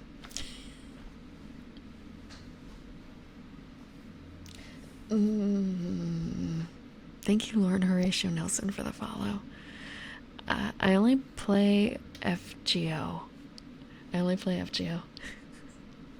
I played FGO at the time, I should say. I don't remember which event I threw up my hands and said fuck it at. I do know that I got Scotty, but I ended up like not continuing after getting Scotty. Is Moon Cancer the Hawaiian based one? I mean, I just took the name. I did play through the Hawaii events, if that helps narrow things down. Yeah, I had played the Hawaiian one, but I guess it would kind of make sense because the character herself she was some sort of, I made her into an aquatic grappler. I made her into an aquatic grappler.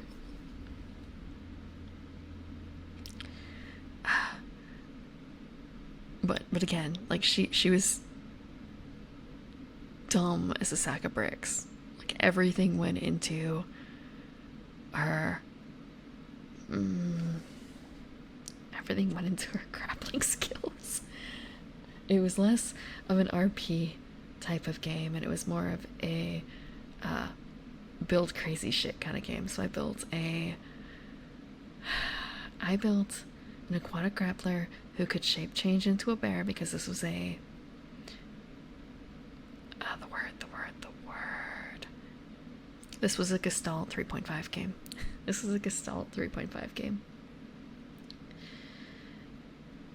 And so I used the book of Weeaboo Fight and Magic with some permissions I say permissions, with the blessing of the GM to actually be able to make her be an unarmed sword sage, so she could be an unarmed bear wrestler. Yeah. So, like the lightest touch of homebrewing, plus the whole Gestalt thing. And she was effective for a short while as like a bear wrestler. Yeah, fighting with your bare hands. That's what she was very good at. So yeah, BB, the bearskin, the bear wrestler. Shh.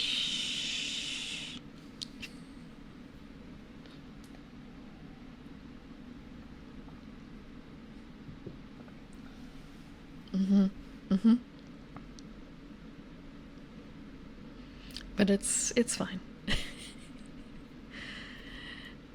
It's fine.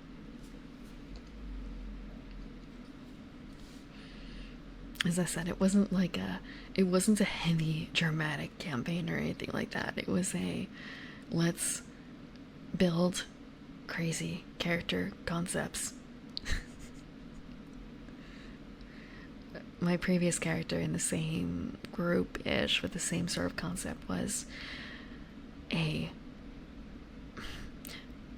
again Gestalt, and the DM, it was my first time playing 3.5, and the DM persuaded me to play a true namer so he could have a fiend binder. Like, he could actually see someone play a fiend binder. The concept overall was supposed to be basically a fiend binder who had like a harem of hellcats and like succubi and shit like that. That was like the concept that he kind of like indirectly proposed. And it's kind of like, yeah, cool, I can do that, I guess. And yeah, Fiendag has the right of it, even with like the explicit blessing and like helping along by the DM to make it happen. The true namer Fiendbinder, again Gestalt, so I was a wizard true namer. I was still noticeably lagging behind because of the true namer. I can do some really neat shit sometimes. So yeah.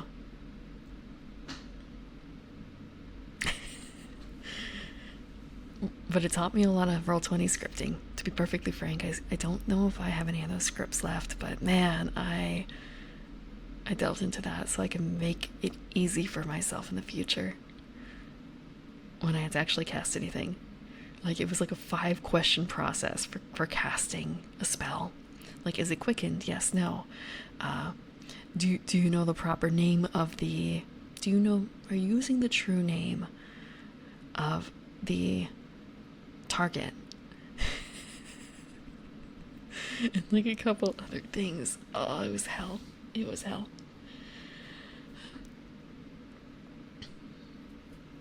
She's kind of synergized with another teammate, but that player left, so it's kind of a well fuck. Well fuck. Guess I'll just roll over. Guess I'll just die now. I can't live. I can't function as a true namer.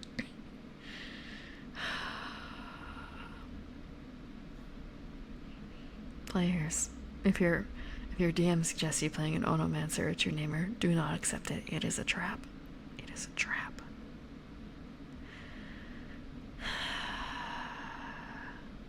It was a neat concept. I just needed to eat a lot more gold. A lot more gold.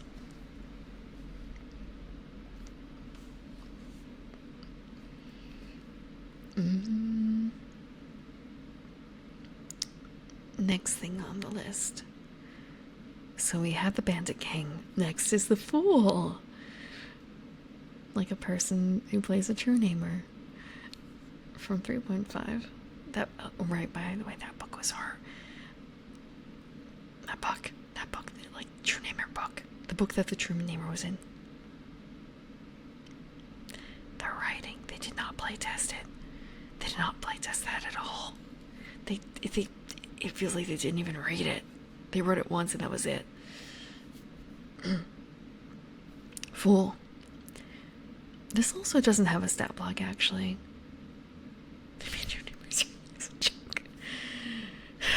It was too meta. It was too meta.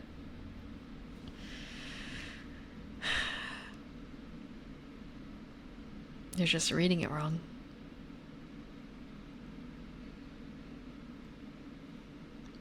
The Fool. There's not but one person, all the king's court, allowed to speak the truth. The real, straight, honest truth about anything. The Fool couches it all in bells and prancing and chalky face paint. But who else gets to tell the king what's what? You can trust a fool, they say, especially when he's made you red-faced and you just as soon drown him in a cesspit. Instinct to mock. Their moves include expose injustice, play a trick. So, no formal stats for them.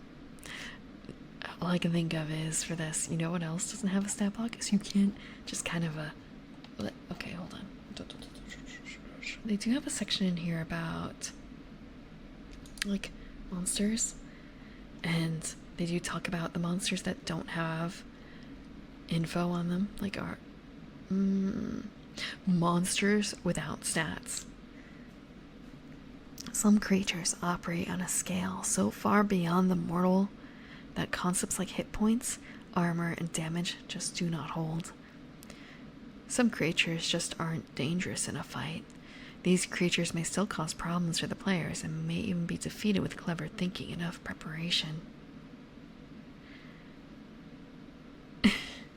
So it's just kind of a case of, wait, the Jester's in that category. The Jester is a monster without stats after all.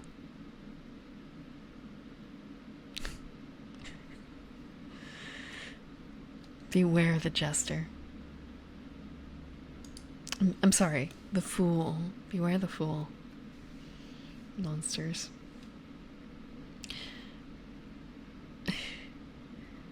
Hello, Nguyen. Hope you're doing well. Also, I don't really understand Spanish. I'm sorry. I only know a little bit. So, English, please. How should you feel? It depends on if you're a monster fucker or not. That's the common parlance, isn't it? Thank you, Justin Incredible, for the follow.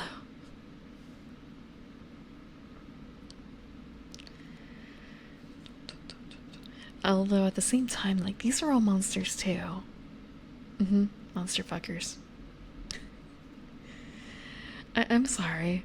I follow some other people on Twitter, and all I hear about is...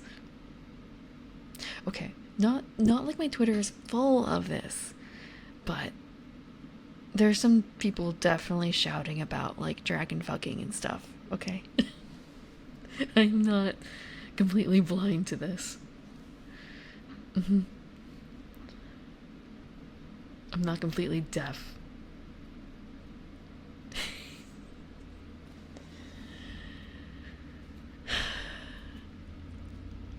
And I mean, there's also just players.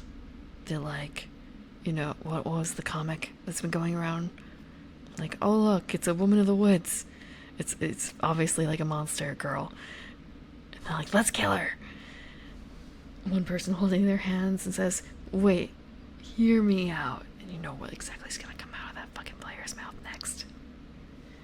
You know exactly what it is. I don't remember what the comic was. I don't remember seeing the stuff on the bottom. Also, I just... it was DM'd to me. It was DM'd to me. It wasn't like a super sexy woman in the woods or anything like that, you know? It was just like a regular... It was no sexier than like the Dryad 5e illustration. I say that just because I remember what that one looks like. I looked at it more recently. Versus some of the other illustrations that you may see.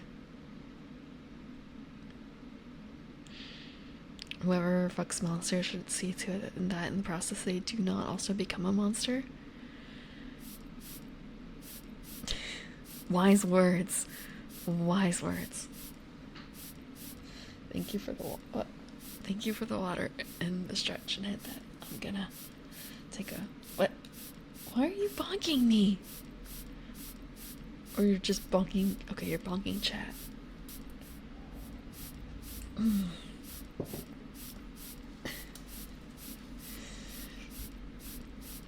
The spider? All I can think of is striders, and do you really want that? Are you that interested in spiders? I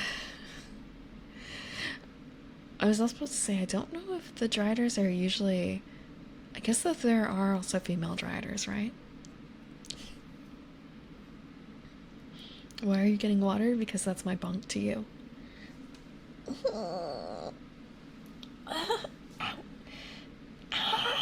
Okay, I did overextend my elbow, so it kind of hurts if I stretch it. A lol curse. Thank you, Blumsoju, for the follow. And thank you, Josephon, for the follow as well.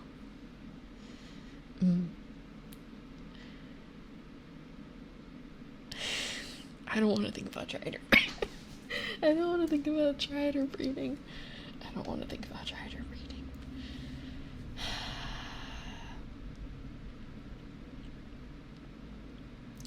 I mean, if you want a comic for that, just go read Ogloff or something. Just go read Ogloff. Or there's the Monster Girl Encyclopedia, right? Just go read that and then go be disappointed. I started rereading chunks of it because I was thinking I could do a tier list for this, and it was kind of an oh,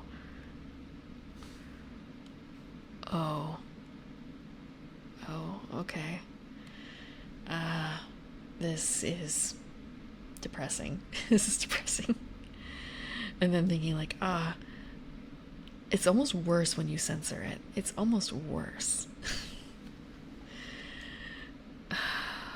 For Twitch standards, anyway. Why? Because the writing for... I say writing. The... I guess life cycle of the ones that I read were kind of depressing. They were kind of depressing. For instance, the fungi, where it's like a brainless, horny world. It's a brainless, Or rather, it draws you into a brainless, horny world. There's still like a wider world of nice things out there, but once the mushroom starts infecting, you're done. And the same thing with girls too. Like, our world is not brainless and horny. The world that we live in is not brainless and horny. There's still stuff out there that is not covered under those two categories.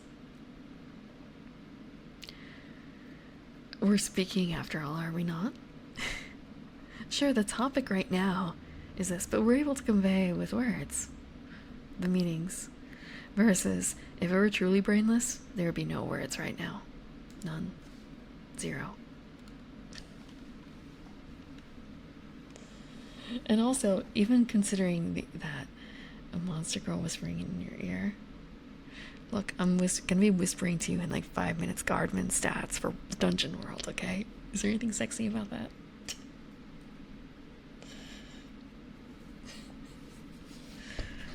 What?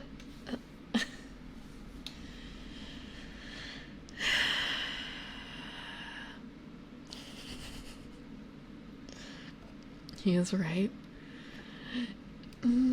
There's other things. There's other things out there. Some people enjoy Guardsmen.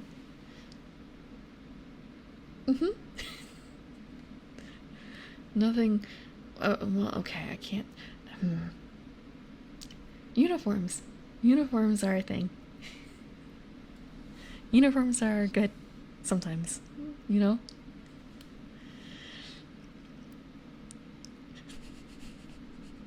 Very passionate about Snapbox. Look, it's good that there needs to be proofread. There needs to be some cohesion among them. There needs to be some cohesion, unless we end up with the Pegasus problem again. The Pegasus problem.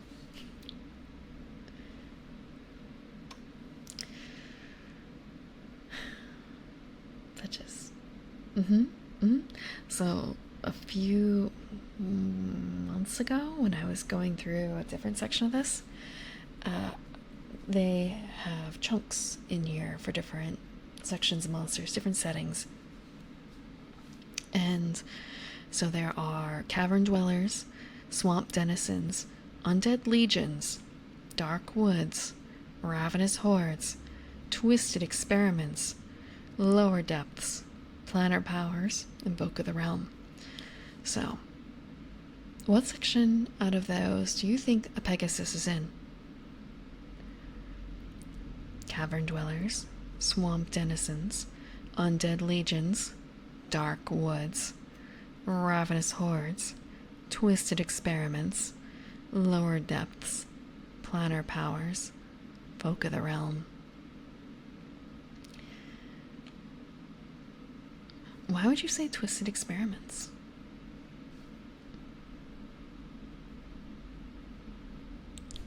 But you are right, they are in twisted experiments, and they also have the construct tag, which is a bit weird to me. They do mention that, like, don't go thinking that every creature not natural born is a horrible abomination. Talking about how it's elven created and that they breed true. But at the same time, it's a construct. It's marked a construct, but they do breed true.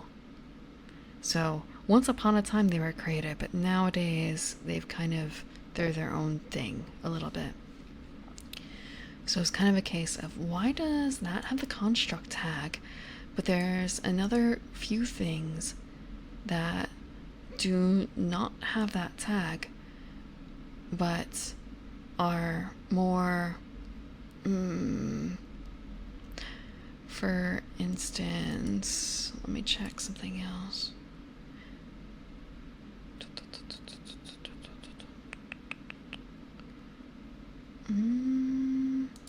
There were some other creatures that... Oh, right, a flesh golem. A flesh golem is not a construct. It is also a twisted experiment, but it is not a construct. Why is a Pegasus, a flesh and blood, true breeding creature, considered a construct, but a flesh golem explicitly marked as bits and pieces stolen in the night. Like, stealing bits to stitch them together. And, like, brought together with a bit of magic. Why is that not a construct? That is my Pegasus problem here. There are some other creatures, I think, as well, where the tags are a little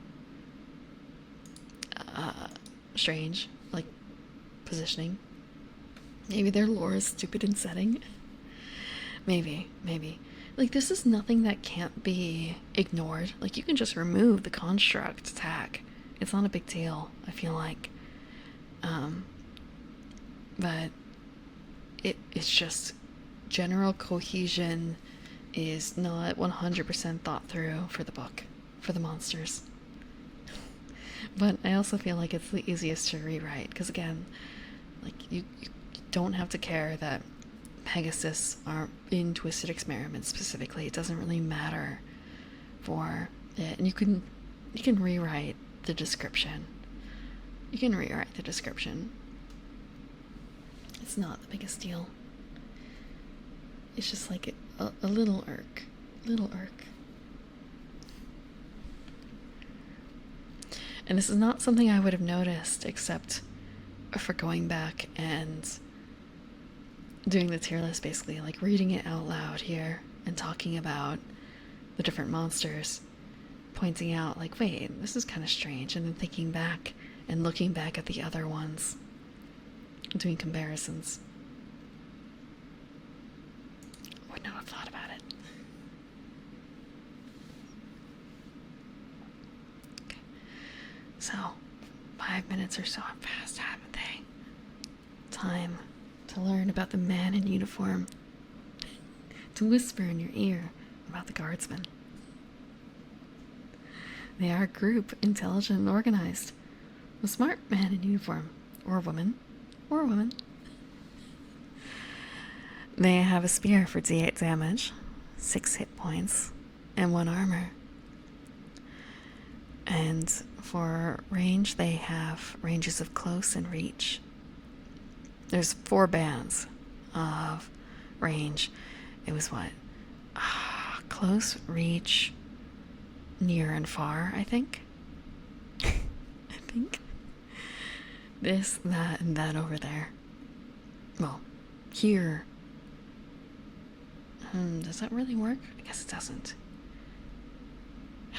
There's nothing like closer, really, than this. There's nothing really closer than this. So I guess it really has to be close, reach, near, far. English is hard sometimes. So the guardsman. Noble protector or merely drunken lout, it often makes no difference to these sorts.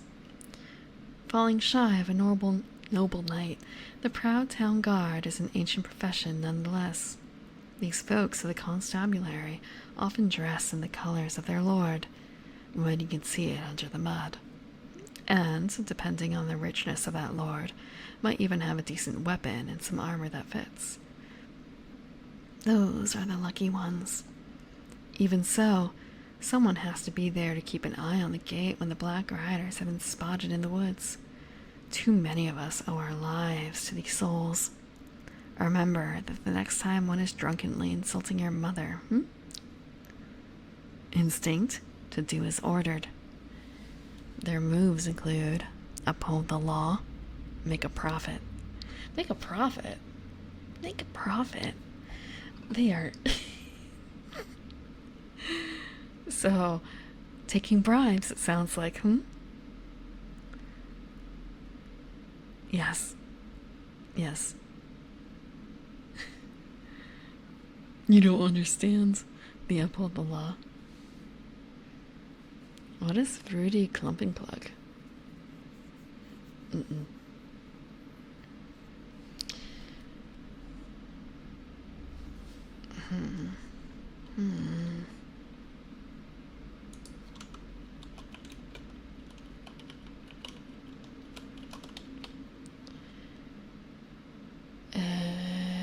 Oh, okay.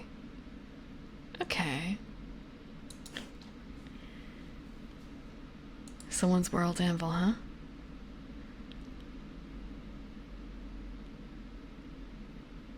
Okay. Oh.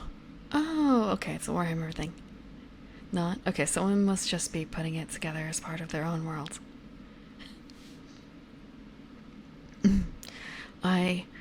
My knowledge of Warhammer is not strong at all. Not strong at all.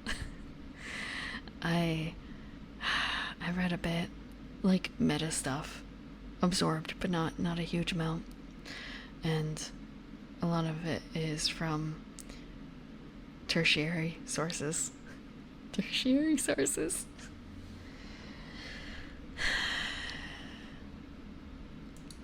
I want to say, even if I was interested in it before, it's kind of the. Oh, actually, I know one of my DMs wanted to run, I think, Rogue Traders. Like, that's an RPG in the world. I remember him being really excited about a particular sale that was going on in one of our local stores. They had a bunch of the RPG books. Yeah, for 40k. It was just sort of like, well, they've got a bunch of the RPG books for sale. What am I gonna do? I'm not gonna just leave them there. I can't abandon them. I gotta save them. Save the books. Because I don't really think he's a Warhammer kind of person either, but... Oh, really? That much? Yeah, out of print. That may have been the other thing, too. Like, it's for sale in this local place, but it's also out of print.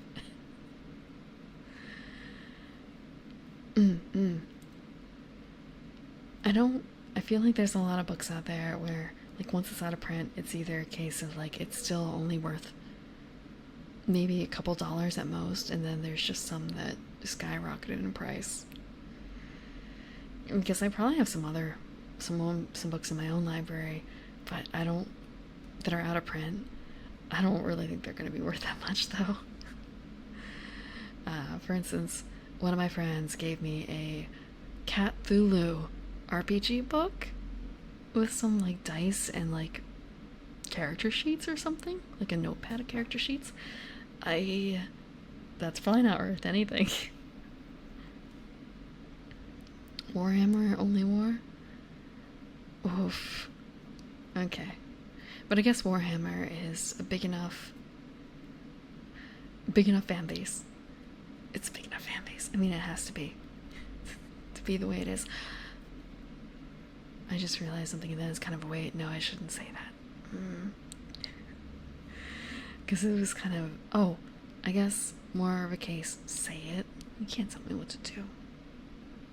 But just more so realizing, that's right, there's a Warhammer store. How many Warhammer stores are there? Hold on.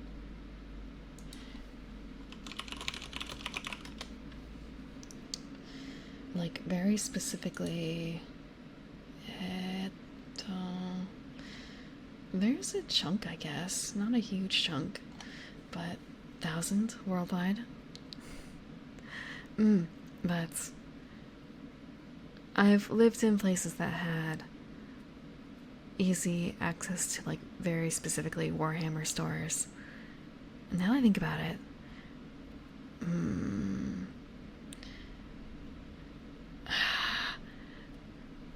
was there once upon a time, I swear, and this was not some place that was near to me, I was visiting.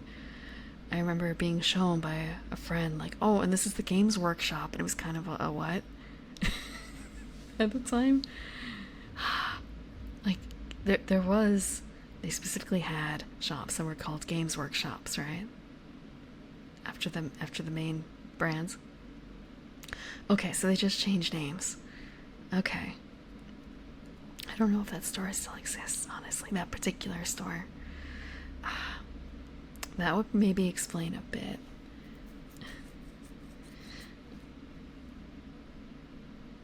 Only 1 or 3 places. Those are all in Britain. Okay. At least 12. So, actually, let me look up on really. Like, how many? They're not. Oh, cookies. I don't care about cookies. I mean, there's also independent retailers.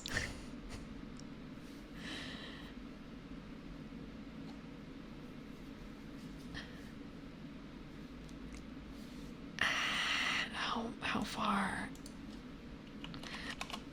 I don't have to travel too far if I want to buy supplies, I should say.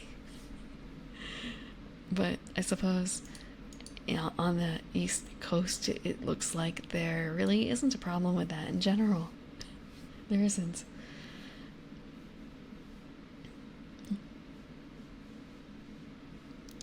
This, Siamatoja? Siamatoja. I hope that's about right. I hope that's about right.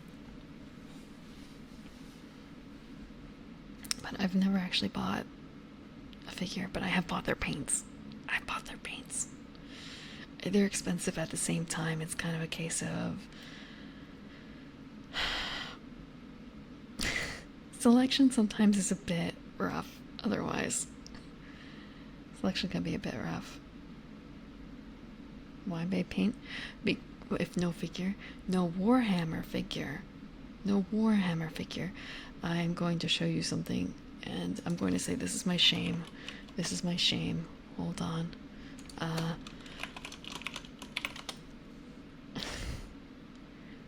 Where is it? Where is it? I need the right one. I need the right one. Okay. I can show this. It's not a photo.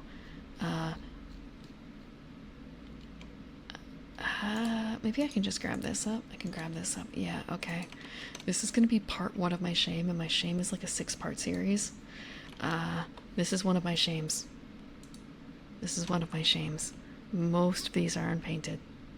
This is the Bones Kickstarter. The Reaper Miniatures Bone Kickstarter. These are all plastic minifigs. I painted the rats. I painted the archers. Or I painted the skellies. I painted goblins. Oh yeah, I painted the undead horde.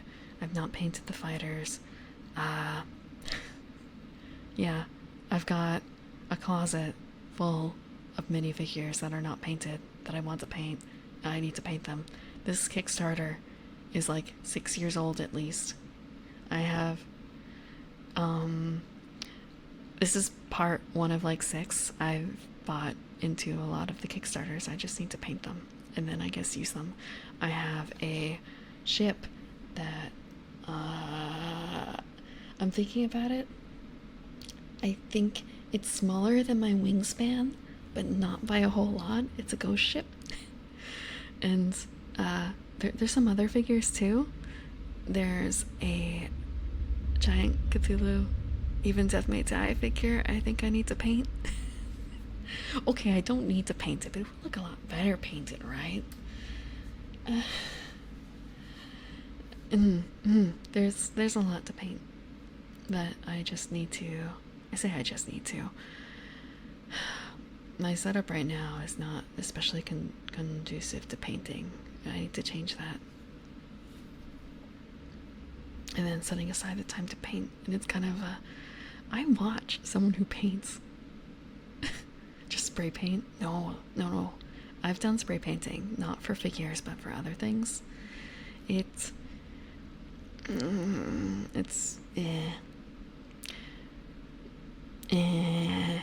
I do have an airbrush, but I need to have a proper setup for that too. I tried doing it in a previous location, and it over painting in a place that is not your own is a problem, you know? And it was a bit difficult in my little homemade cardboard box of like over spray painting. Well, not spray painting, airbrushing. So I might just go back to hand painting.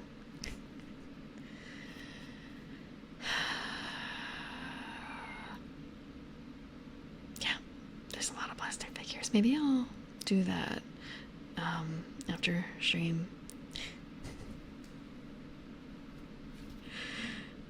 I know I have in my bag of like unfinished paints from before last time I painted, I was working on a coral monster and I haven't finished him, so I could probably work on that paint stream. Well, I don't know about that. I don't know about that. I don't have a hand cam. I don't have a hand cam. Also, my paint jobs are not that great. My paint jobs are not that great.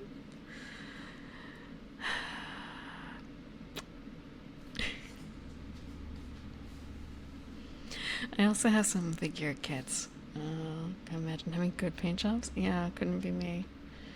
And I'm trying to remember the name of one of the other kits that I have that I haven't put it together. It's not like a Gundam kit. It's a... If I just find the name.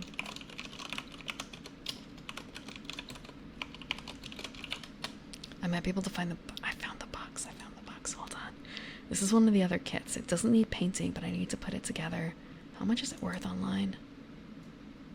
Probably not a huge amount. That's not the problem. Oh! $88 for the kit. Okay.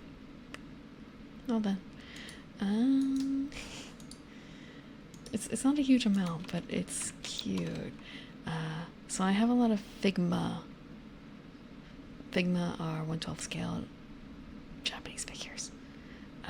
So I bought a couple of kits of 1/12 scale stuff to go along with that. So I have a school desk and chair, and I also have a kind of a school stairway, and I also have a 1/12 scale Idolmaster arcade machine that I haven't put together yet.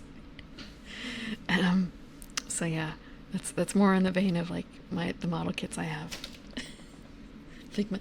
Shh. I know 2 other Figmas. I know 2 other Figmas, and neither of them are nuts. Actually, okay. Figma.com is actually kind of nuts, but shh.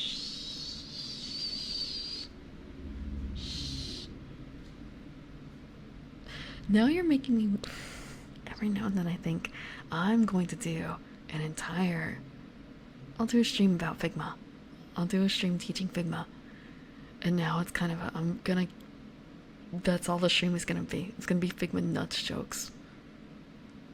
I don't even understand Figma nuts. I don't even get it.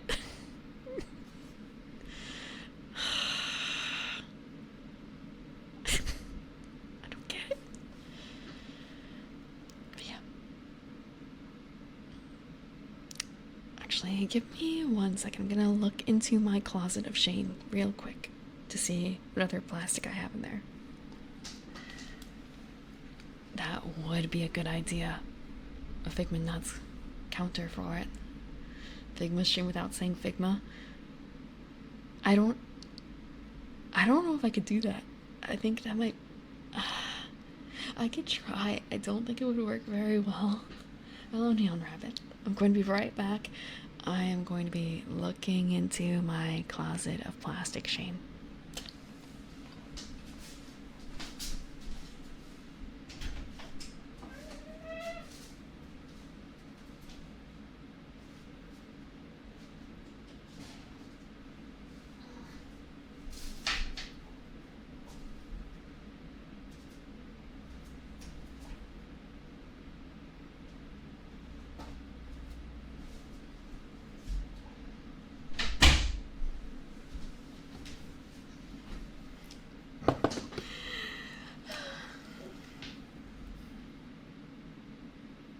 I muted the wrong thing. I'm so sorry. I thought I muted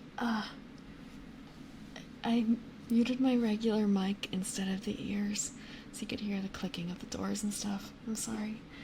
Hopefully that wasn't too loud. Let's see. Oh, pain. Oh, Neon Rabbit. Door slam. I'm so sorry. I'm so sorry. Please forgive me. Hello, little honey bunny. Louvain. Atmospheric sounds are so real. Look, foot stomping. It's my own home. I can stomp as loud as I want as long as I don't forget to not turn off the right mic. Frick. At least you're not saying the goblin. For the height. Okay. Let us see. Where is it? Okay. Taiko no Tatsujin arcade cabinets. 112 scale? Yeah. It's like in my bedroom. This is the garden. It's not the bedroom. What is the closet doing in the garden? Shh. Sometimes you need a place to put extra things that otherwise don't belong. That's where the trash is. That's where the trash is. Where the empty bottles go. The recycling too.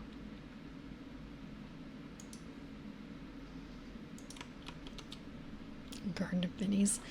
No, it's a green garden. There's just an overhang. There's an overhang. A garden shed. Let's see. What? Okay. This is one of the other kits I have. The arcade cabinet kit for...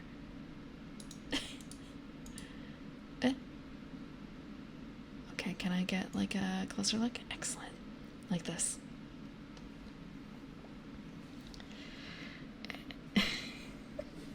Hold on, I'm gonna put it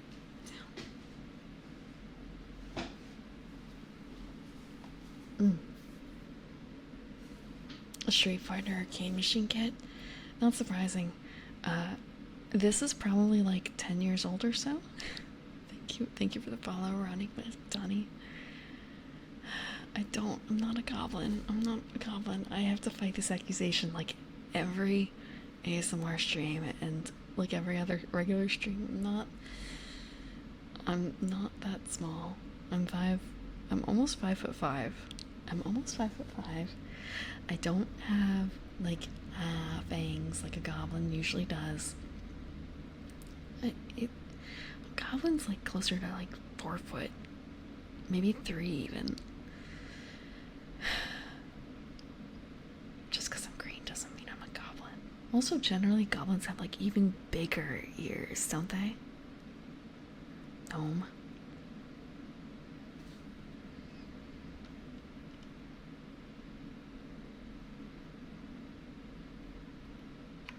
Gnome? Really?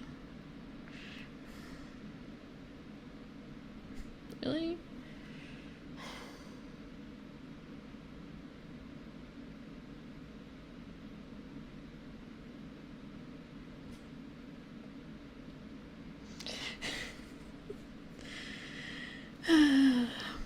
No, there's someone else who's a garden gnome,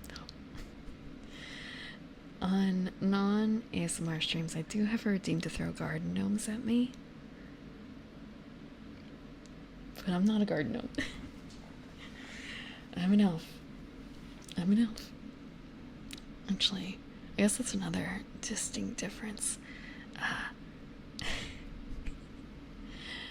Goblins don't generally live very long lives, do they? Like, they're more human range.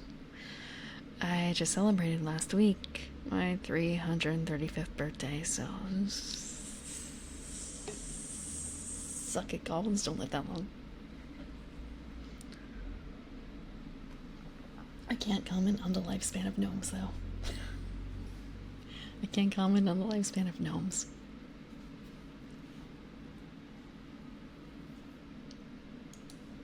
What? Color bomb. Let's see. I do not think we're going to be getting through that much more of the rest of the book tonight. Like, we're going to work through a bit more, but I don't think we're going to finish it.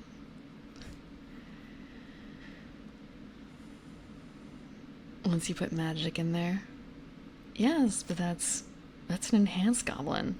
That's an enhanced goblin. I'm more run-of-the-mill garden elf.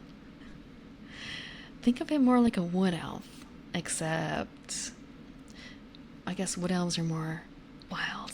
Garden elves are more manicured. More manicured.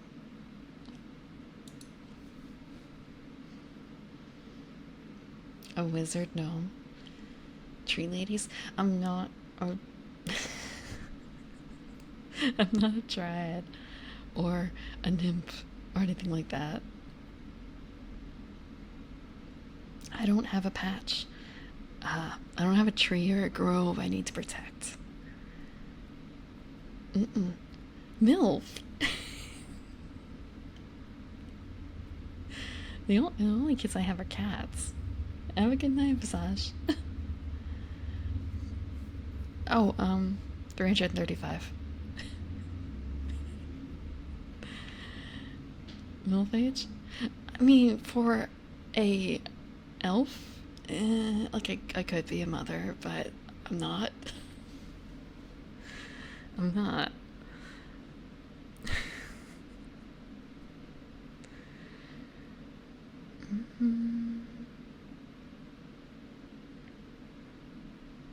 Does it not? But there's also the case of just like when I think of that, there's like a certain figure, and I don't really have that. I feel like elves don't. Okay, so it's not like middle age exactly, but it's inching closer. It's inching closer. I'm not like young exactly, or rather, so for like humans, 30. What is the boundary for young adult for humans? I think even you might find that contentious, right? Like, when does young adult stop? When does middle age begin? When does middle age begin in a human?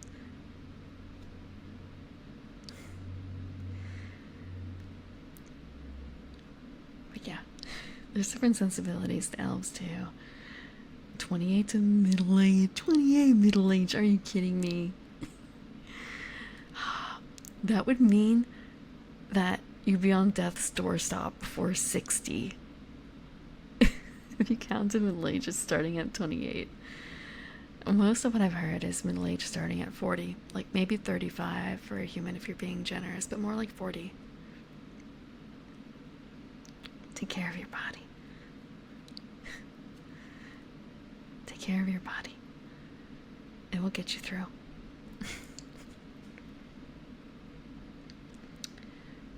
But yeah, no. Middle age.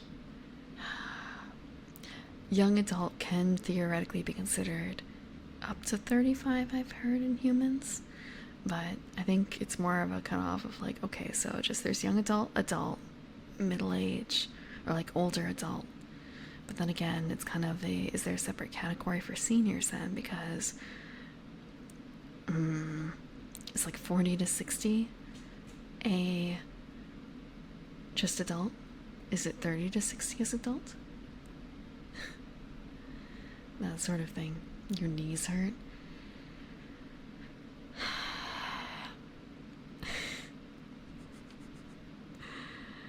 There's a lot of reasons that could be. Go consult a doctor. 60 senior. I think that's usually when people consider senior, but is senior just not a subcategory of adult? So in that case, we have senior 60 plus, middle age 40 to 60, or like senior discount. It depends. Sometimes they actually have it limited to like 65 or 70 for benefits that go to seniors. I've heard. Couldn't be me. I couldn't be getting senior discounts. Certainly not. Some places get them at 55? Wow. You don't plan on living to 70? That's a shame. I mean, it depends on if you live there's like a strong 70 and then there's sometimes weak 70.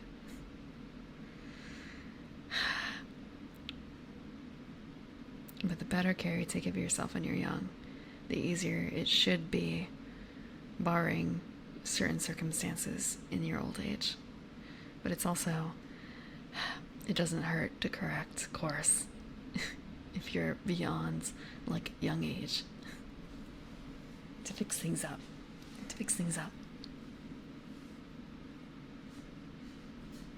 Mm-hmm. Let's see. So we have the guardsman done. We hadn't done the halfling thief. They've got a lot of tags here.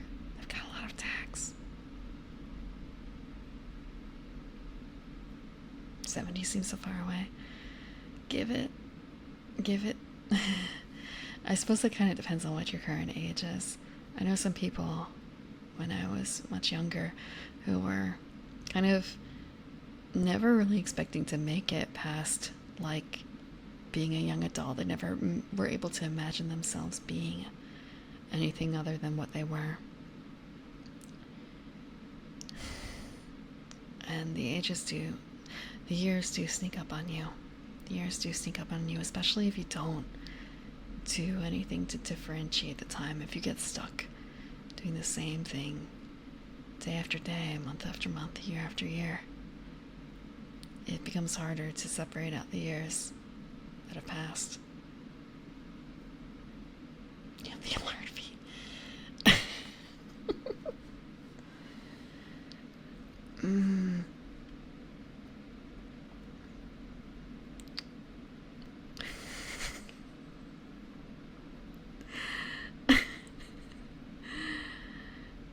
The DM allowed you to have that. Lucky you.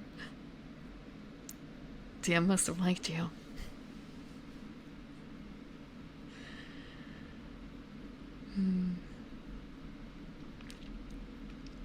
Human variant. Oh, fair. Damn it. Maybe next time. Maybe next reroll. I'll pick a different race. There's some trouble in elf lifespans, though. Plus 13 to perception.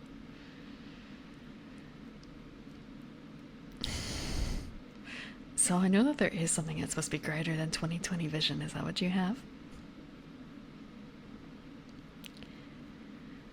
So we have halfling thief. They are solitary, small, intelligent, stealthy, devious. Is it actually 40/40? I do think that there is something better than 20/20. So far ahead, you can only see backwards.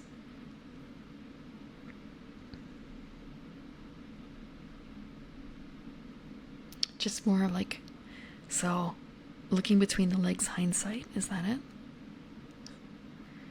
Grew an extra eye.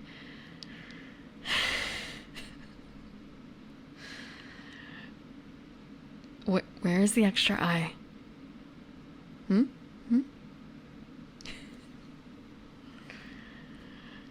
I can think of is, actually, is it? A hand is a commonplace, right? For the extra eye. On his stomach? On the stomach?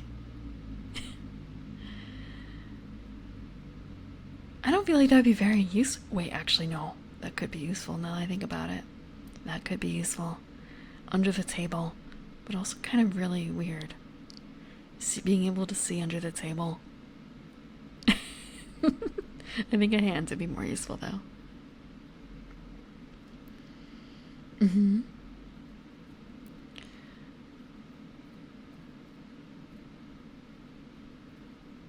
The anatomy of an extra eye in a hand. I guess. Just what would that involve? How do eyes function?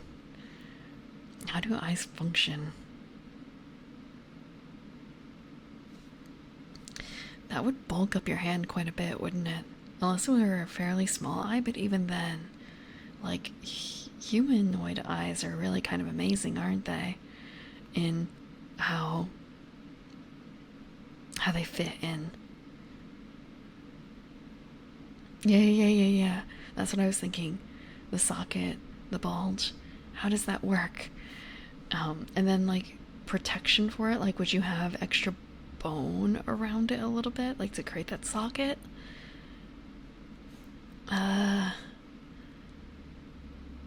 That's gross. 30,000 confused bees. Can we, if we ever meet, can you just like,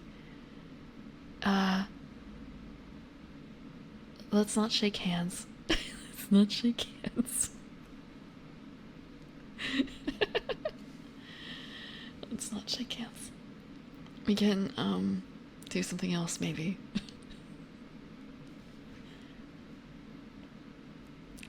Just need the connections running along your bones. Still, I think it'd be very sensitive in terms of like how it runs. It's not like it's sensitive in terms of pain receptors because eyes don't really have that, right?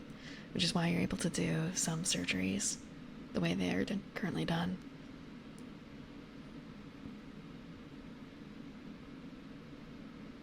How fast to process information. Humans are amazing creatures, aren't they? Like that could probably be worked around.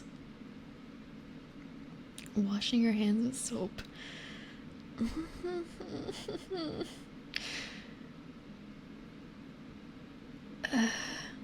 Yeah. Yeah, with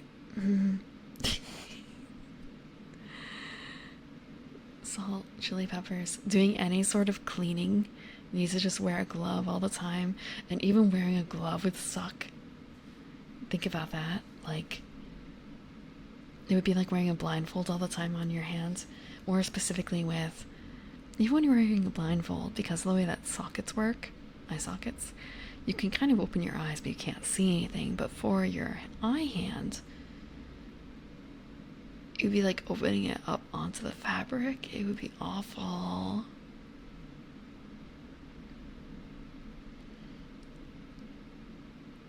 Ugh. I just hope that every toilet you use is very clean, because you'd just be getting a good look at it.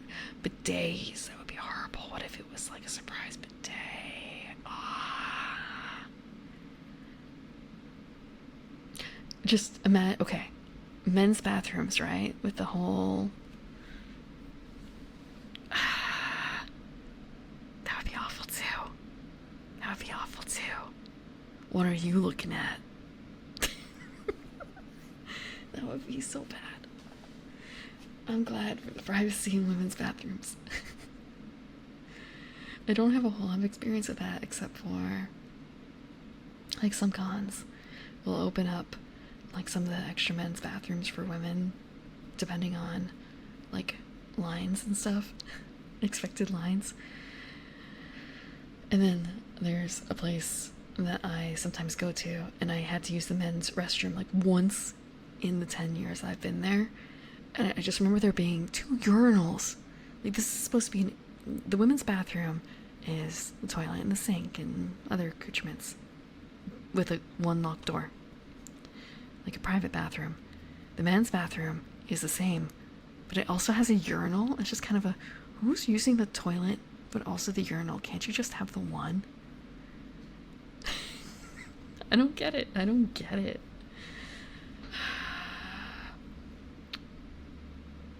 I don't.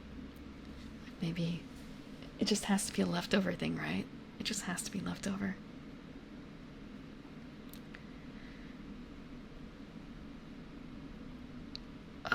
Yeah, handing toilet paper. Open your palm to the other urinals. No, but I was thinking of it on the back of your hand instead.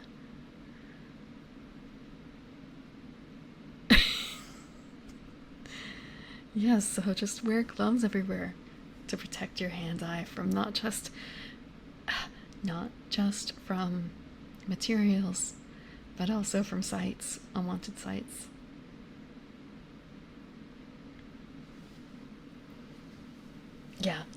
that'd be the point. The anti is useless anyway. Actually, I wonder, that might be...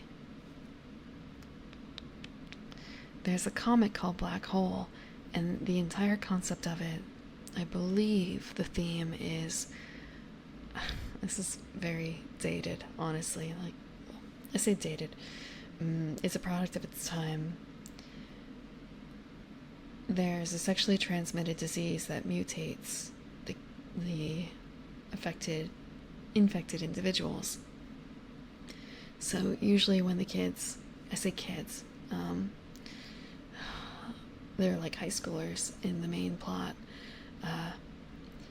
when they realize they're infected, when they get their like weird mutations, because everyone is different, they basically usually run off into the woods. It's, I believe, like a giant allegory for AIDS. Allegory for AIDS. HIV in general. But I'm wondering, I think that one of the main characters may have had like hand eyes. I haven't read it myself. I do remember reading synopsis for it though.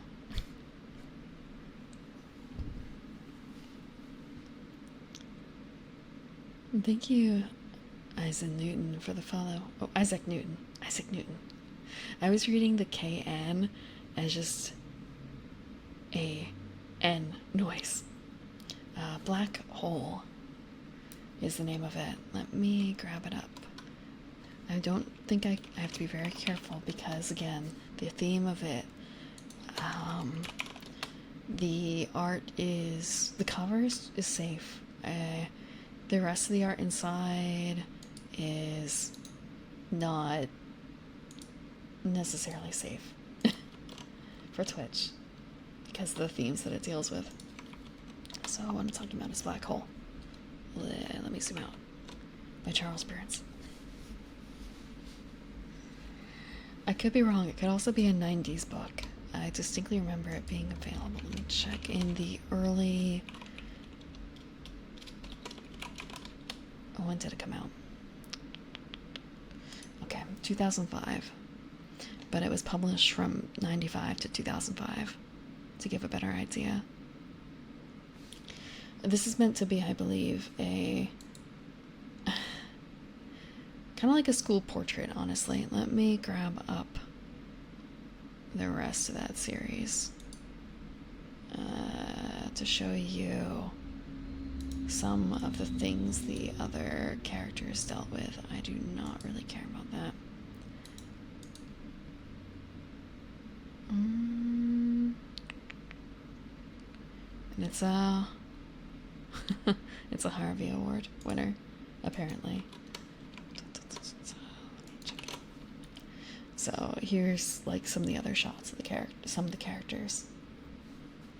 I don't know, again, like how much of them are involved. It's a comic book. It's a graphic novel. But like I want to say like indie comics, but like kind of indie comics.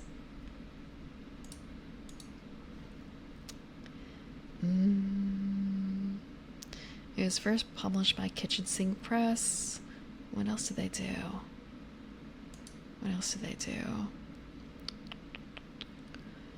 Oh, so their Kitchen Sink Press is the group that reprinted Will Eisner's The Spirit.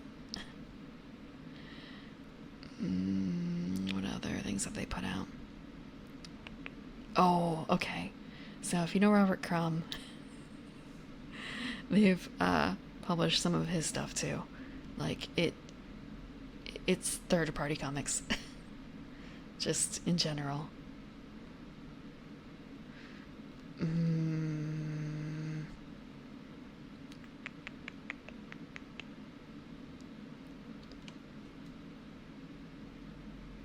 You can't see clearly? I can zoom in. Again, this is the kids who have, or these are the, I'm guessing people who suffer from the STD.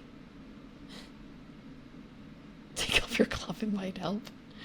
Yeah. Use that third eye. So I guess none of them in here have a third eye that we know of. I'm not certain about the girl in the upper left corner who has the bandage. For all I know, that could be an eye. That's... Mm.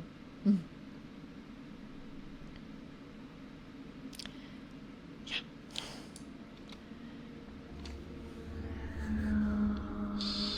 Okay. Second to last picture. Yeah, actually there's I saw another photo that was a comparison shot of that image versus a live action copy of it, so to speak. I'm wondering if maybe they were... Oh, it was a photography series that someone did. Yeah, someone did a photography series where they recreated the comic images with actual people.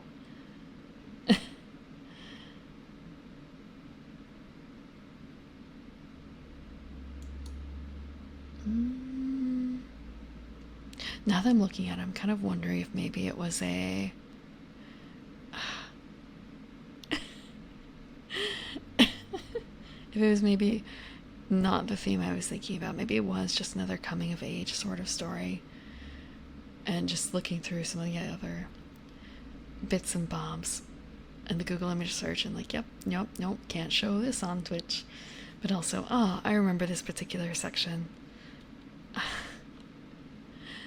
I remember that particular section. Okay, I don't need to darken everything again. I don't know a whole lot about like Marvel and DC comics necessarily, and the books that I have read otherwise are a bit limited, but I have read some indie comics. I don't think I don't know if I have them anymore. I had a big collection of Jeffrey Brown before he hit it like really big with the like kid Star Wars stuff. Hold on. I might have to mute so I can clear my throat.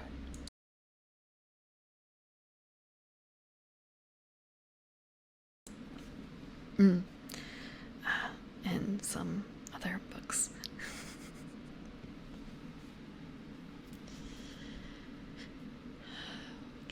I mean, I also have a lot of manga. Not like I say a lot. Not a huge amount, but enough that I need more than one bookshelf. And I have a nephew and I furnished half of his bookshelf with the things I didn't want anymore. In my Cullings secondhand books. Like after a point, it was just like kind of an acceptance of like I read these and I no longer enjoy them. I'm not going to reread them. Or like I started reading it and I didn't like it. I'm never going to finish the series. But I suppose that's why I tend to like one-off books now. At least to start.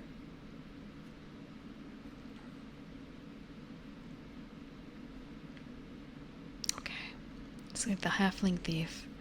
They are solitary, small, intelligent, stealthy, and devious. They have a dagger for the worst of 2d8 damage. Again, that is roll 2d8, take the worst die. 12 hit points and 1 armor. They have a range of close.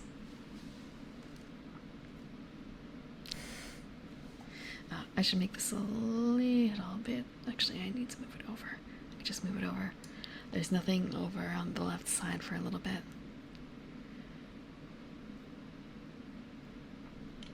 It would be foolish now to draw conclusions about folks just because they happen to be good at one thing or another. Then again, a spade's a spade, isn't it? Or maybe just the goodly, soft and sweet type of halfling have the mind to stay in their grassy hill homes and aren't the type you'd find in the slums and taverns, of the mannish world. Perhaps they're there to cut your purse for calling them halfling in the first place. Not all take so kindly to the title. Or they're playing a game, pretending to be a child in need of alms, and your arrogant eyes can't even see the difference until too late. Well, it matters little. They're gone with your coin before you even realize you deserved it. Instinct to live a life of stolen luxury. Moves include steal, put on the appearance of friendship. What? Okay.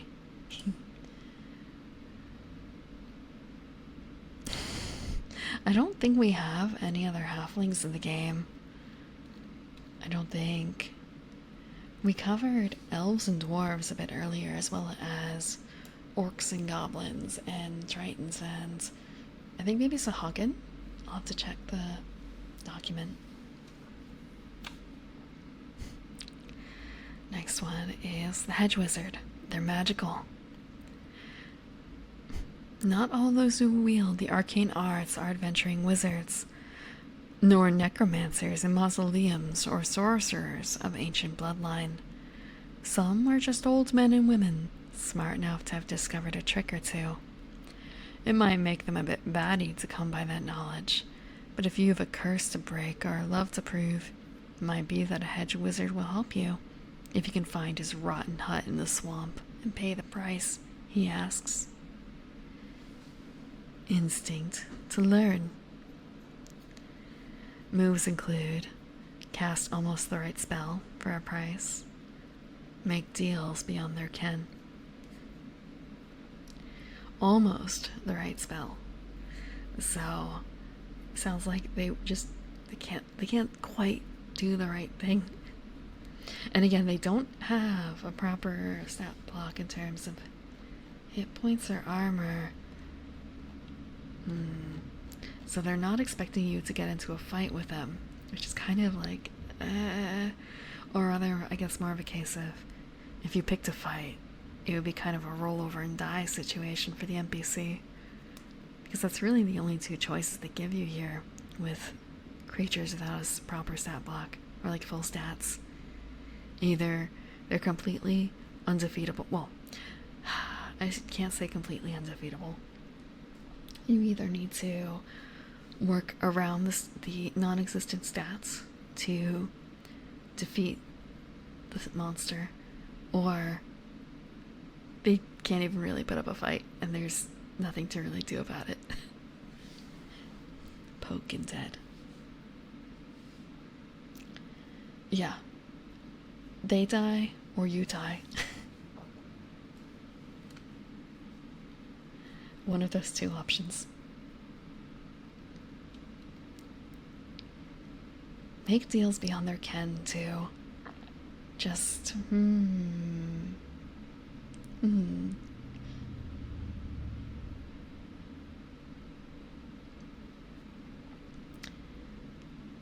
So, kind of a, how does that work? They're asking you for something, and when they say make deals beyond their ken, that sounds more like the way they procure the knowledge in the first place, and not necessarily what they're dealing with for the adventurers.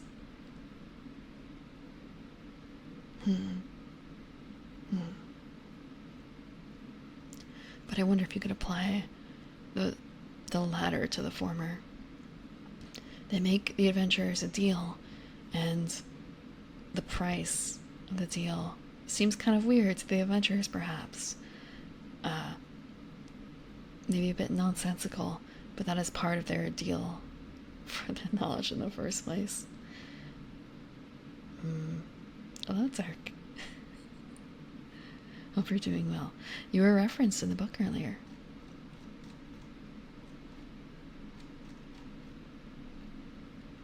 Look, Dirk. D6 damage.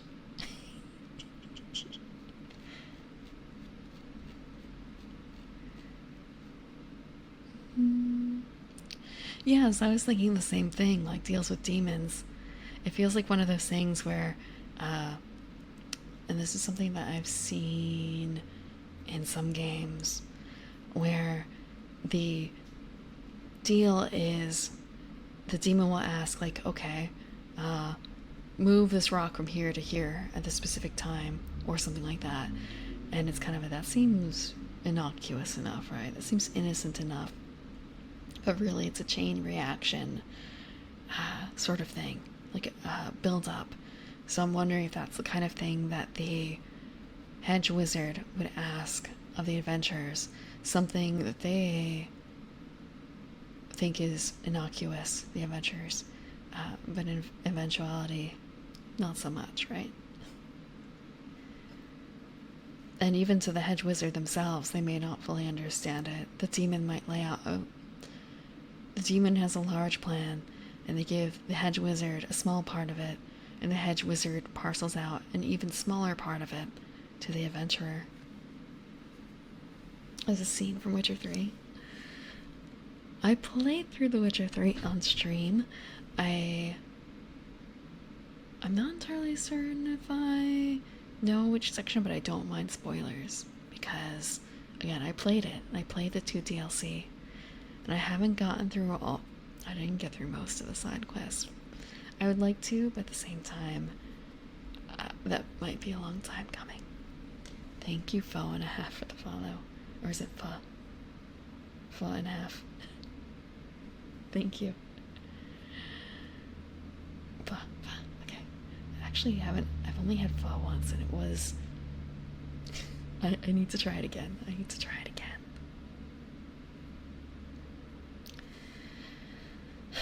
Need to find a place that does it well. I think, is it called the Guggenheim? Let me check. I feel like, is it the Guggenheim? Yeah, I think I had pho at the Guggenheim, and it was maybe not the best idea. Thank you. There are other green girls with dark eyes at that too, but my mother and Papa, my mama and Papa did a good job. Never seen Green Girls. Oh, Shrek. I assure you, I am not an ogre. Do I have layers? Yes. Yes, I do. In fact, real quick. Actually, I should do one thing first. Let me move this, if I remember how. Okay, we're gonna, nope, I want -10. Real quick. Layers. So my dress is layered. Oh, I locked. Like an ogre. No, not like an ogre. I'm a garden elf. No fangs, pointy ears. Like the Slayer are dark, but that's my night nature as a night blooming flower.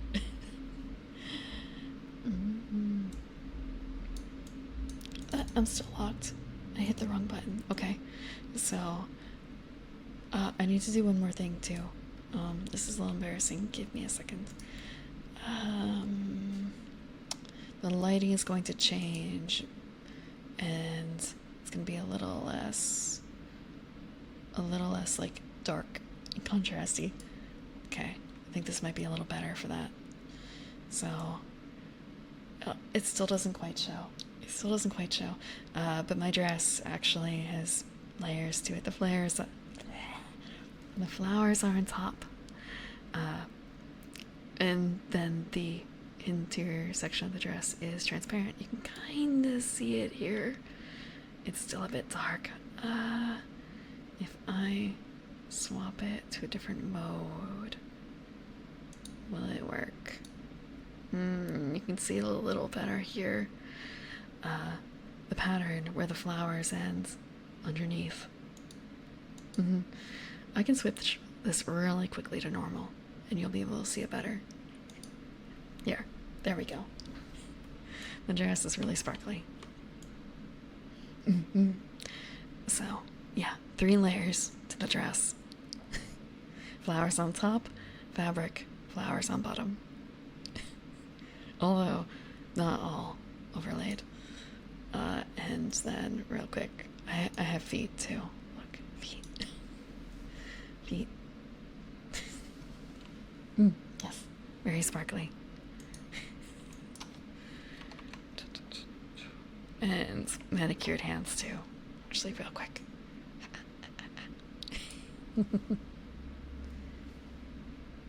On both sides. The design, aside from the midriff, is pretty symmetrical now. Pretty symmetrical. Sniffa. I need like a deeper blush color. I need more than just like regular blush. I need like extra blush sometimes, man.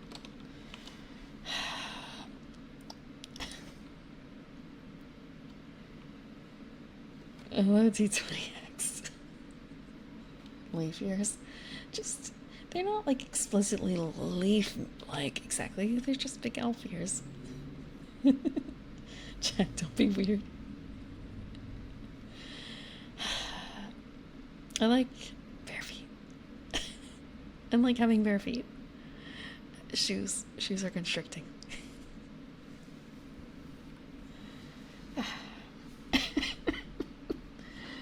I want to say sometimes it's kind of a case of, is it a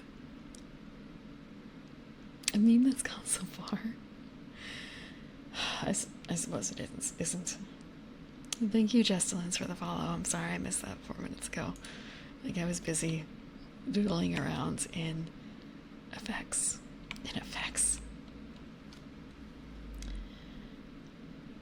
Dude makes... Okay, scrolling back up to the section about Witcher. Dude makes a deal with the devil in the contract. Oh, that! Yeah, that was the second DLC, I think. Yeah. I remember that, because I also fell for that. I also remember I chose the, like, fuck the guy over option. Like, dude was a complete dick. I'm not gonna have a change of heart now. It was kind of like, yep, that's the end of the game. And chat persuaded me to run through and save the guy. It was a very good ending for saving the guy, but at the same time, I did not have a heart for him. There was no love in my heart for him. Yeah, Heart of Stone. I like the wine wars. It was a surprise. How are you doing, D20?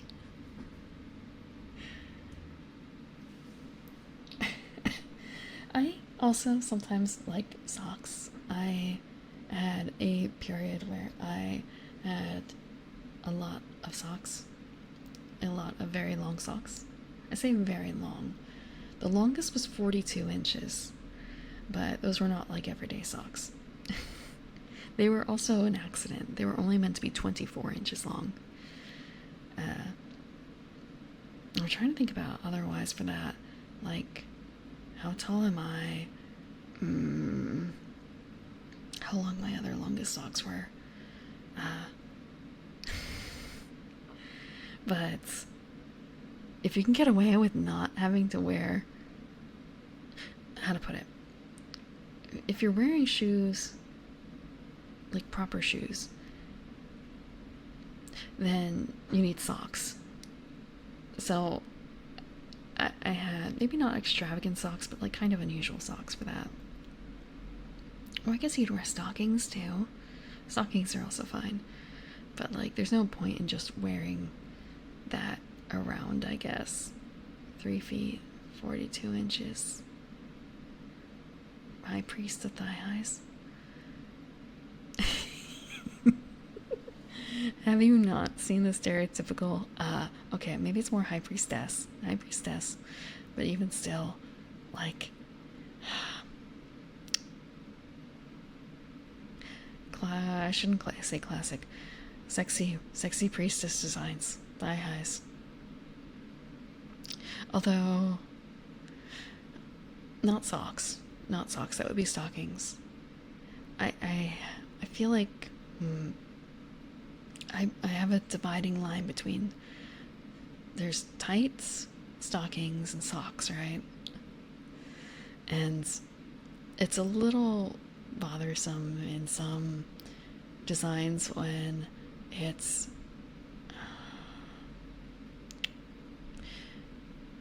socks are opaque and they're like a heavier rib. And there are some designs where it's kind of hard to tell, are they wearing stockings that are somehow keeping up, or are they wearing socks? But some it's really easy to tell when they have a band on top that is like drastically different, or if there's a lot of transparency to it.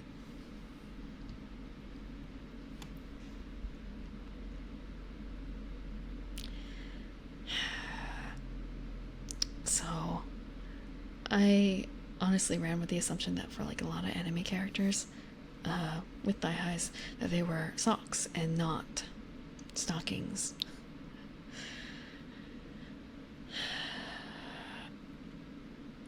But in America, you can't. I don't even know in Japan if you can buy like really long socks versus stockings. Like, you don't know the real life of it. They're using tape. It's not tape, it's glue. They're sock glue. I have it. It's not tape.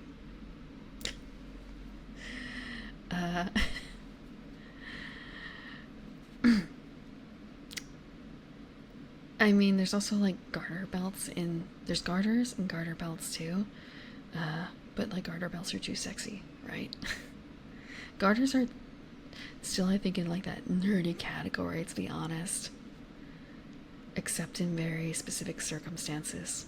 Very specific circumstances. And that would pretty much be like, I guess, wedding wear, right? For garter belts. Or like garters. Garters, not garter belts. My bad. And honestly, like, common garter belts in some places are just there for show and not meant to do anything, especially when what's being sold in a lot of stores are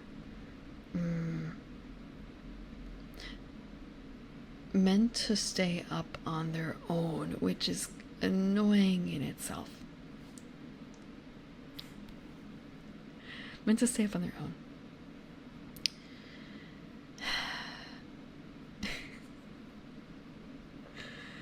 There's a lot of stuff that goes into like legwear. There's a lot of stuff that goes into legwear. But yeah, I think what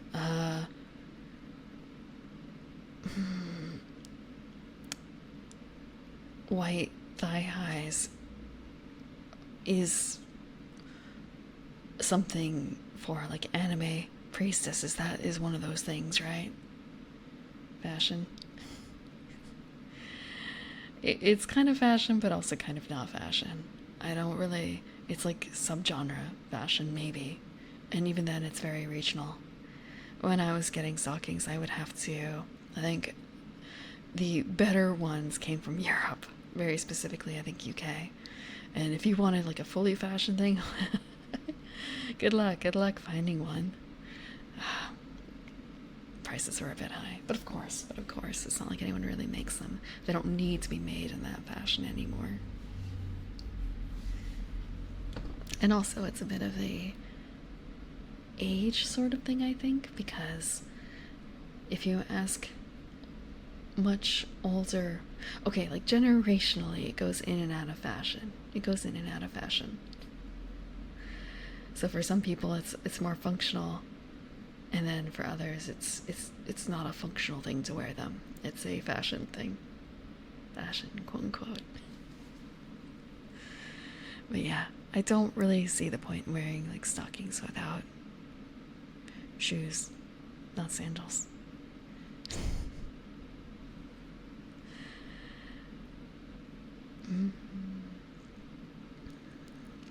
Okay, back to the high priest. Socks and sandals. No.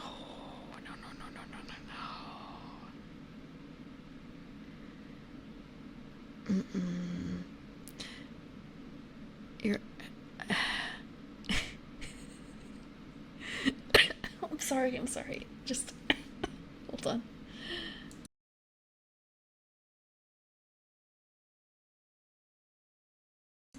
I'm sorry, I had a bit of a cough.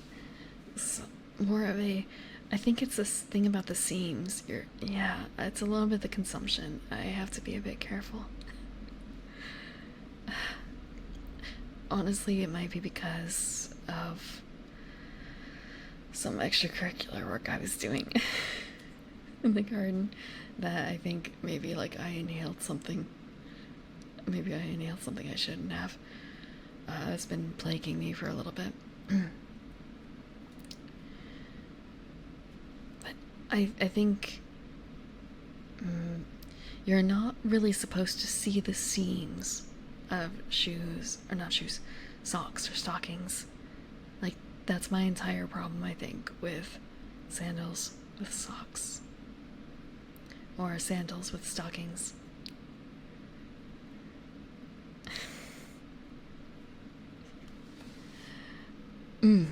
Seams are not meant to be seen.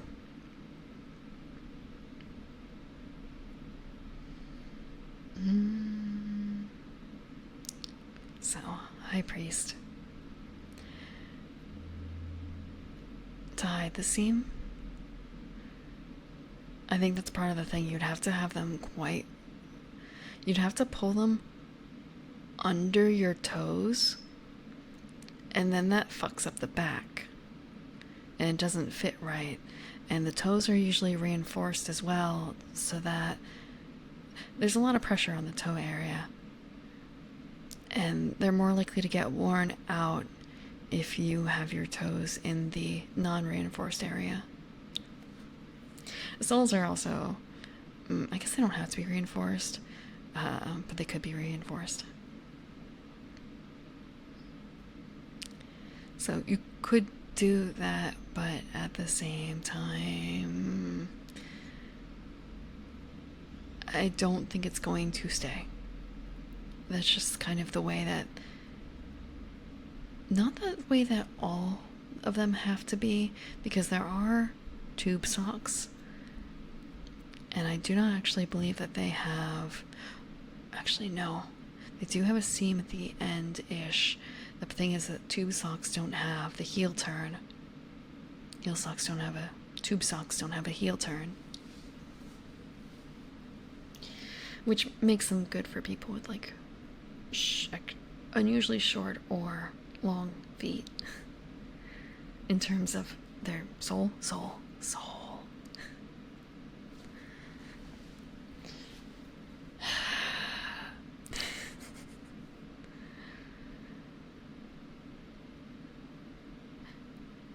Socks are weird. Socks are weird.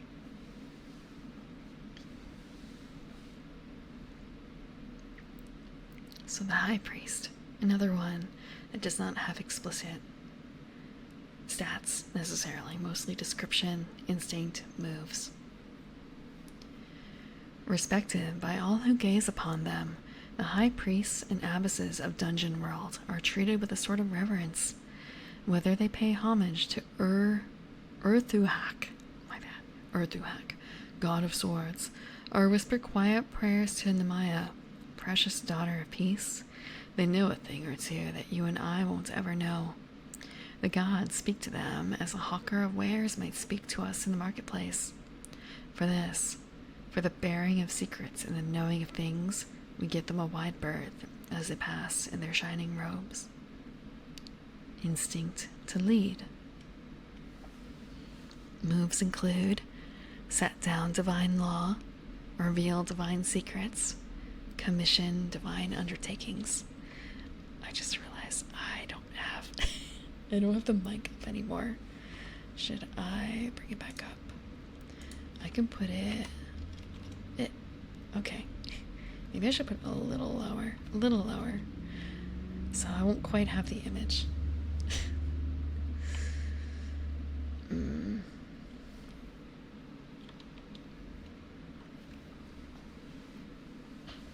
Let's see. Hello, Yebe Jolton. Reveal divine secrets.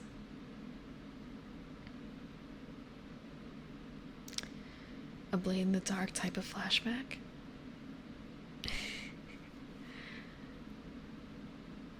Like in a cult. I'm trying to remember the name of the... I don't have the book open. What do they call them? The category, the playbook for the occult. Give me 1 second. No one in our team picked that, so we kind of glossed over that entire aspect.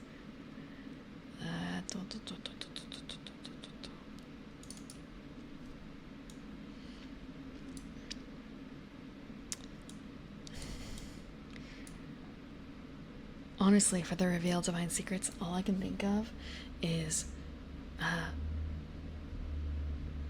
okay, I think I'm glitching a little bit. Give me a second.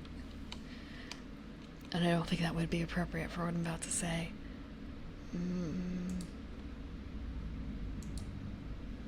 V-Bridger is acting up. At least once a stream, V-Bridger decides to crash. And he does this. Okay. It's still crashing. It's still crashing. Finish crashing. Please finish crashing.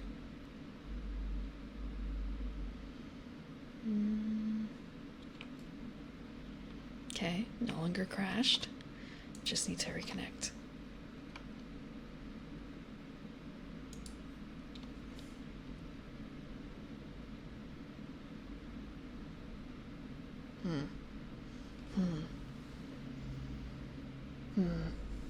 It didn't properly reconnect. It did not properly reconnect. Bleh.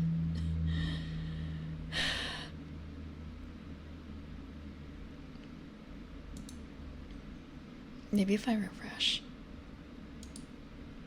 Click, click, click, click, click. Click, click, click, click, click.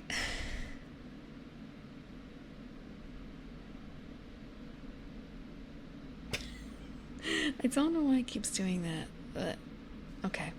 It just is not having a good time. It's not having a good time. Time to just close it and try it again. Maybe that will work better.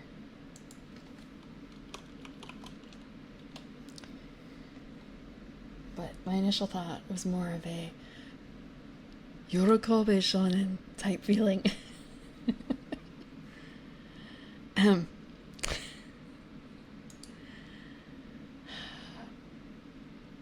When it comes to revealing divine secrets.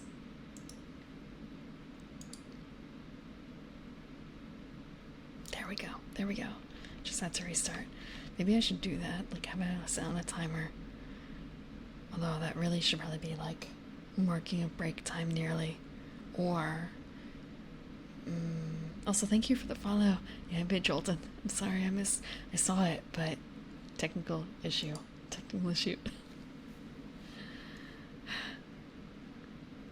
So I suppose it's more of a grand type of reveal divine secrets. Maybe. I mean, they don't explicitly say that, but that sounds like it's a big deal. You're about to shatter the PC's world when you do this, when you use that action.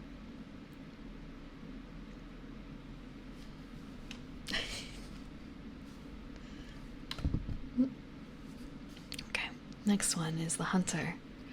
They are group intelligent. I was to say, that's a bit strange. Group, not solitary, but I suppose different types of hunters. They have a ragged bow for d6 damage, 6 hit points, and 1 armor, and they have tags of near and far. The wilds are home to more than just beasts of horn and scale. There are men and women out there, too. Those who smell blood on the wind and stalk the plains in the skins of their prey. Whether with a trusty longbow bought on a rare trip into the city, or with a knife of bone and sinew, these folk have more in common with the things they track and eat than with their own kinds. Solemn, somber, and quiet, they find a sort of peace in the wild. Instinct to serve. Survive, not serve. Instinct to serve. Moves include bring back news from the wilds, and slay a beast. Group and organized. Let's double check.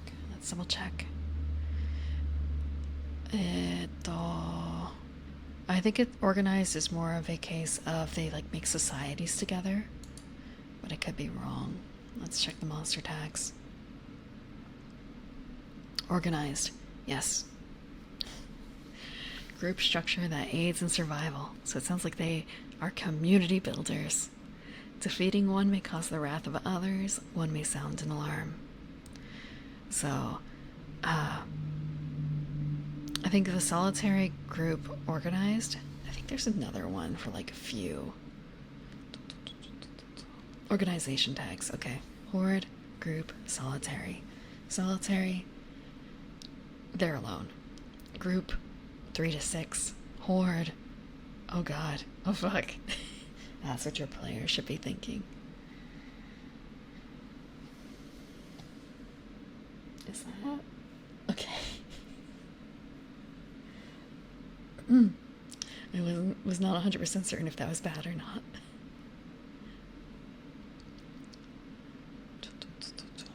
So, their group, you'll encounter 3 to 6, potentially, but they don't have an organized society that they really fall into, I guess, is the bigger thing.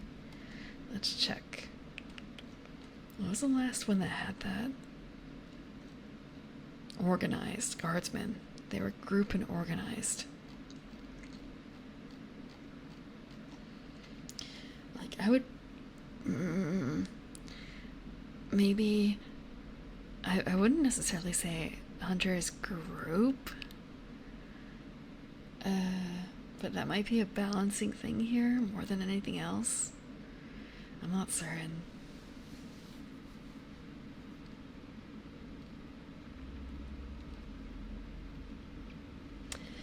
I feel like for a lot of these,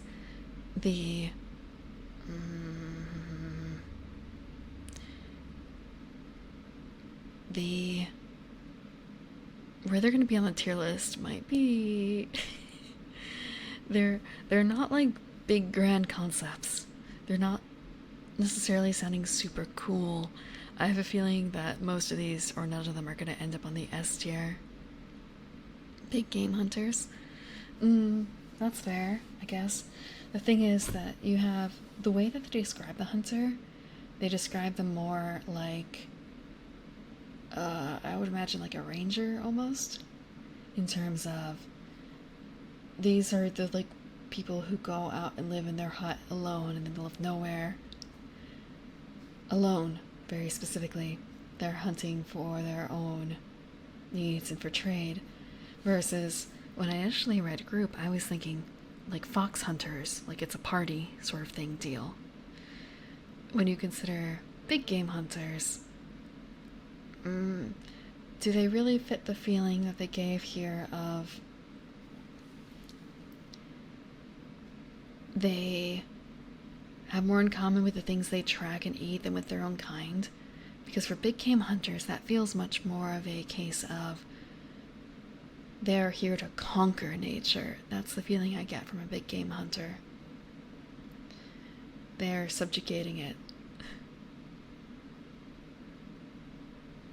They're not finding peace in the wild, exactly. The big game hunters, are they?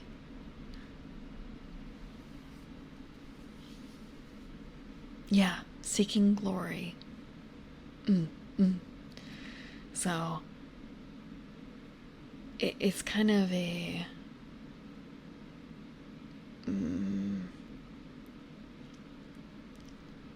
strangeness here between what's written in the description and what is given as stats.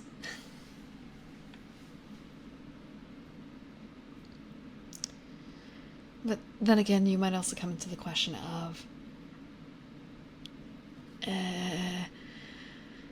when it comes to actuality, though, maybe this is a little bit more based in real life. What are hunters?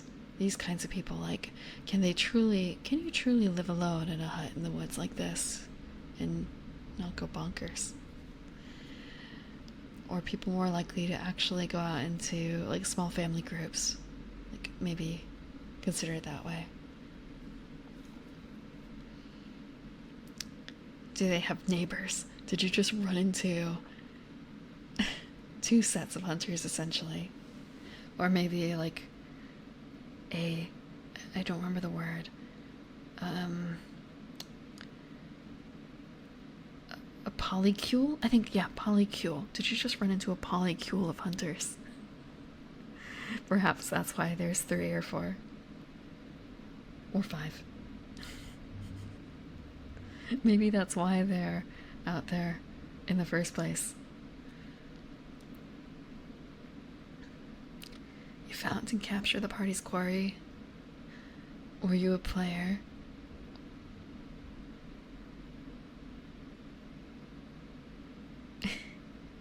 It sounds, yeah, okay. It sounded like it, because otherwise that wouldn't make sense if you were the DM. Just wanted to double check. Congrats. Congrats. Hope you made your team happy. Bonked. There's multiple definitions to bonk.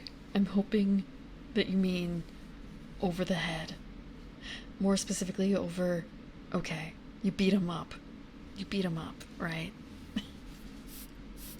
Shh. You beat him up.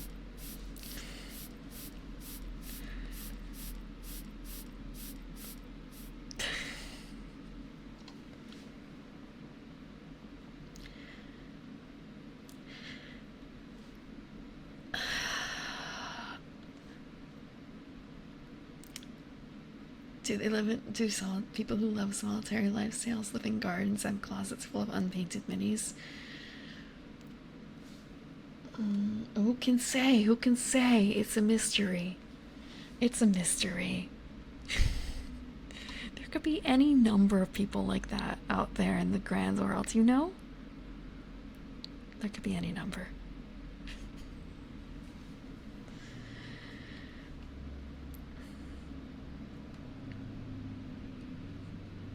It is a mystery.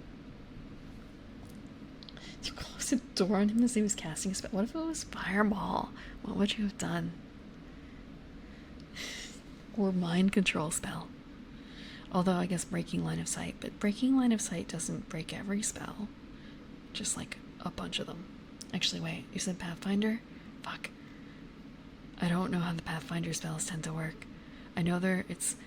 Wait, that's 2E. Fuck. Even more so. I don't know how it works. Okay, I didn't know you were level 1.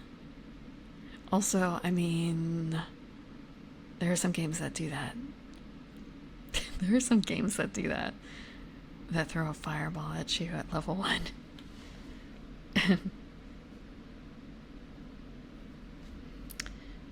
It depends on the game. It depends on the game. Some... I'm sure there's a way in some games you can finagle it legally. I mean, okay. Sorry to D&D, but there was the circle of Wildfire Druid. In playtesting they had Fireball. I think it may have been taken away in the full print. I could be wrong though. I don't know anyone who played it. And this was years and years ago. I could imagine you could build a druid who wanted to see the cities burn. And also fires are good for the forest. Sometimes you need that. Just like some plants need a cold snap. Some plants need cold in order to properly live their lives. There's a circle. There's a circle. So you could organize it either which way. You can organize a fireball either which way for a druid. Yeah, some of them need the heat.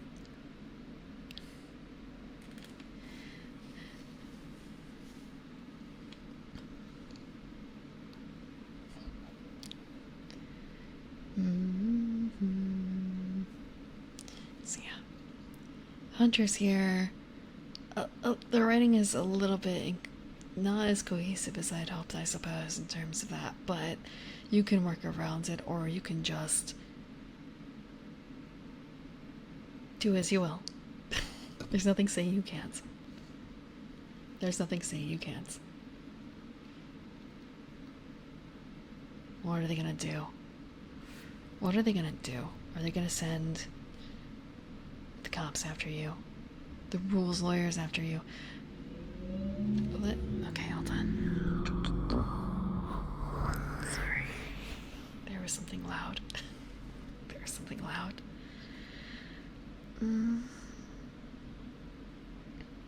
No idea what you were doing. Dragonland's outside. That's one way to start it, depending on what kind of dragon.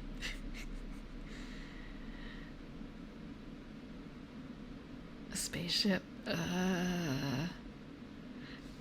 It's just kind of a, did you hear anything other than the cupping? Hold on, like this.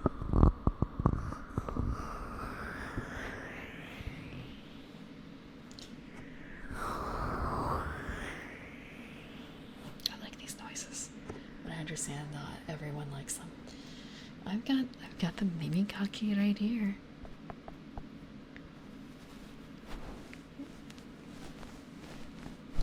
I can do it anytime I want.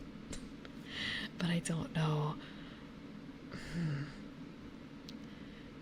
I do want to put together something for that, but at the same time, it's still kind of a little bit embarrassing.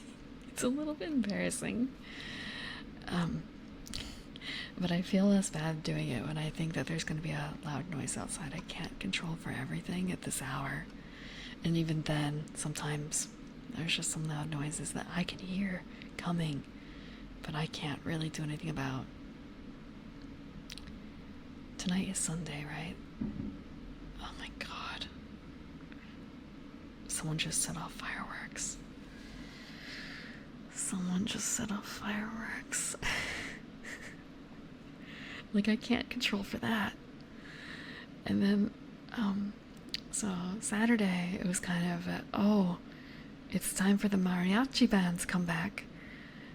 I distinctly remember playing, I think 2 years ago, no, last summer, playing D&D and having to stop, tell the team, like, I'm gonna be right back. I'm gonna check and see where the tuba noise is coming from. I don't actually know if it was a tuba, because apparently there are no tubas in mariachi, but I swear there was something like a tuba, and there was a mariachi band. And then there have been some other cases of like, yep, there's dueling country bands out there, all sorts of stuff, live bands. They've been here longer than their trumpets. Yeah, but it was like deep. Like, you couldn't tell the difference between a tuba and a trumpet. I heard the trumpet yesterday, but I didn't hear anything like a tuba. Yeah. It's one of the few, like, free as in free beer games, so I'm able to do this right now. I'm able to share it. And the system is pretty good as a beginner game, especially for DMs. I really like the DM.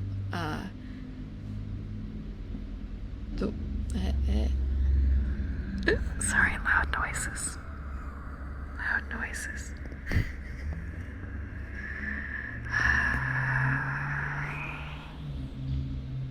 Come on. Why do you have to do this?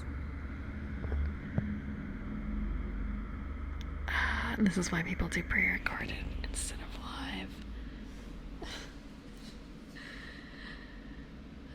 I'm not gonna scream to cover the noises. That would be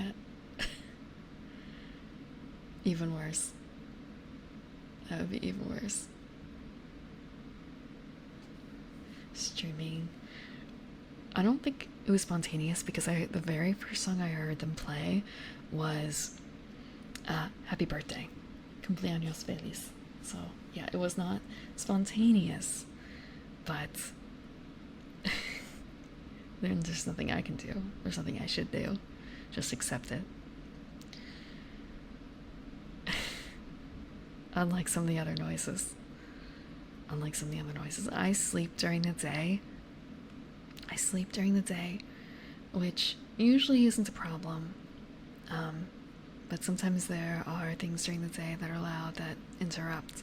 The mariachi didn't start until they tend to be late, so it's not bothersome. Yeah. Oh, they're starting fireworks. I'm gonna have to probably end stream because of the fireworks. And also it's 9 o'clock.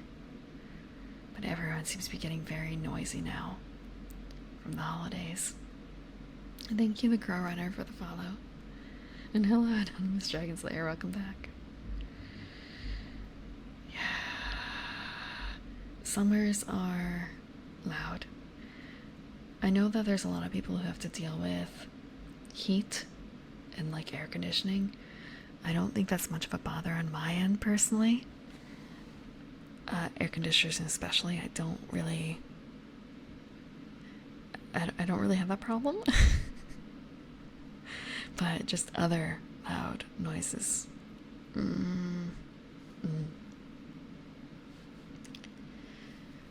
Imagine hiring a mariachi band to Imagine hiring mariachi band to play Happy Birthday for your someone. They play more than Happy Birthday. And again, I'm pretty certain it was the same mariachi band as last year. Just, they had a reason. They had a reason to start. Yeah, there's been mariachi, there's been country, there's fireworks. There's once I had to cancel stream because it was 9 p.m. and they were setting up road work outside. No, it wasn't. Yeah, it was about 9 p.m. when I found out they were doing road work. And I feel bad for everyone else in the area who is on a day sleeper. They were jackhammering at 2 a.m. out there. For me, I was awake. I was a little miffed because I couldn't stream earlier. But like, yeah, right? Like, everyone else is trying to sleep and there's a literal jackhammer going on outside. Yeah. It's actually it's the opposite of a wild neighborhood, honestly. It's just, there's stuff they have to deal with. Actually, the yard work I had to do today was because I wanted to make sure everything was fine for a special event that's going on tomorrow. So I wanted to make sure everything was presentable because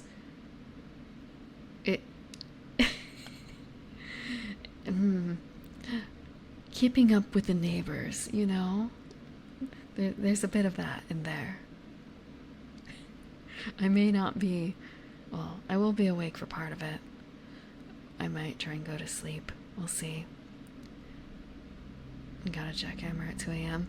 Can't do it at 2 p.m. because the roads, we can't afford to close the road. Do it when the road is less busy. Now I remember. Oh snap, I think it's gonna be bagpipes again. I distinctly remember waking up to bagpipes last summer. It had to be last summer. It was not the other holiday. Yeah. Yeah.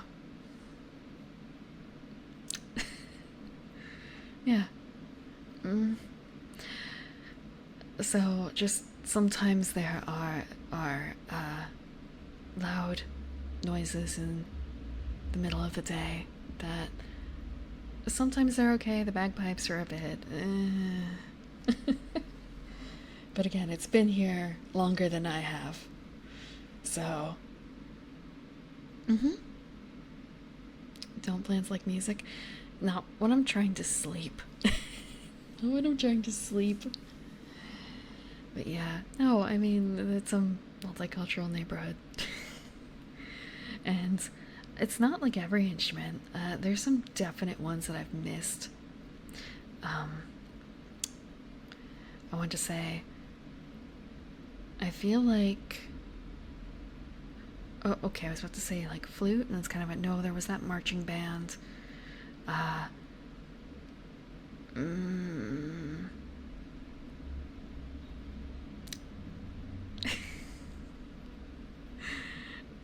Kazoo? Okay, we haven't had didgeridoos. We have not had didgeridoos, as far as I know. I don't know if I've heard kazoos. It would not surprise me though. Oh yeah, automatons. Yeah, I've seen the Final Fantasy 14, not live. The Final Fantasy 14 main composer loves his automatons, right? So I've seen those. His performance of Lahi, and also he did a different song. Yeah. You've seen, have you? Have you seen that? If you haven't, I'm gonna dump a link. He did Lahi, and he did something else for Stormblood. Okay, I'm making sure that I don't have this up, because otherwise you're gonna be bonked out of like comfy ASMR zone straight into Lahi. Let's see. I think that for the Stormblood. Whoop. Okay, that was too loud for me.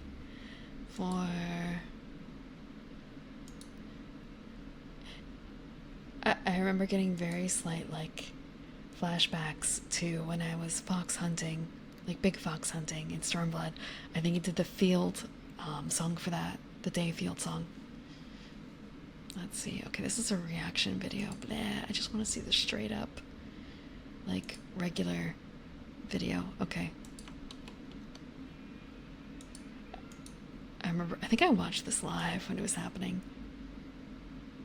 Okay. This is Lahi.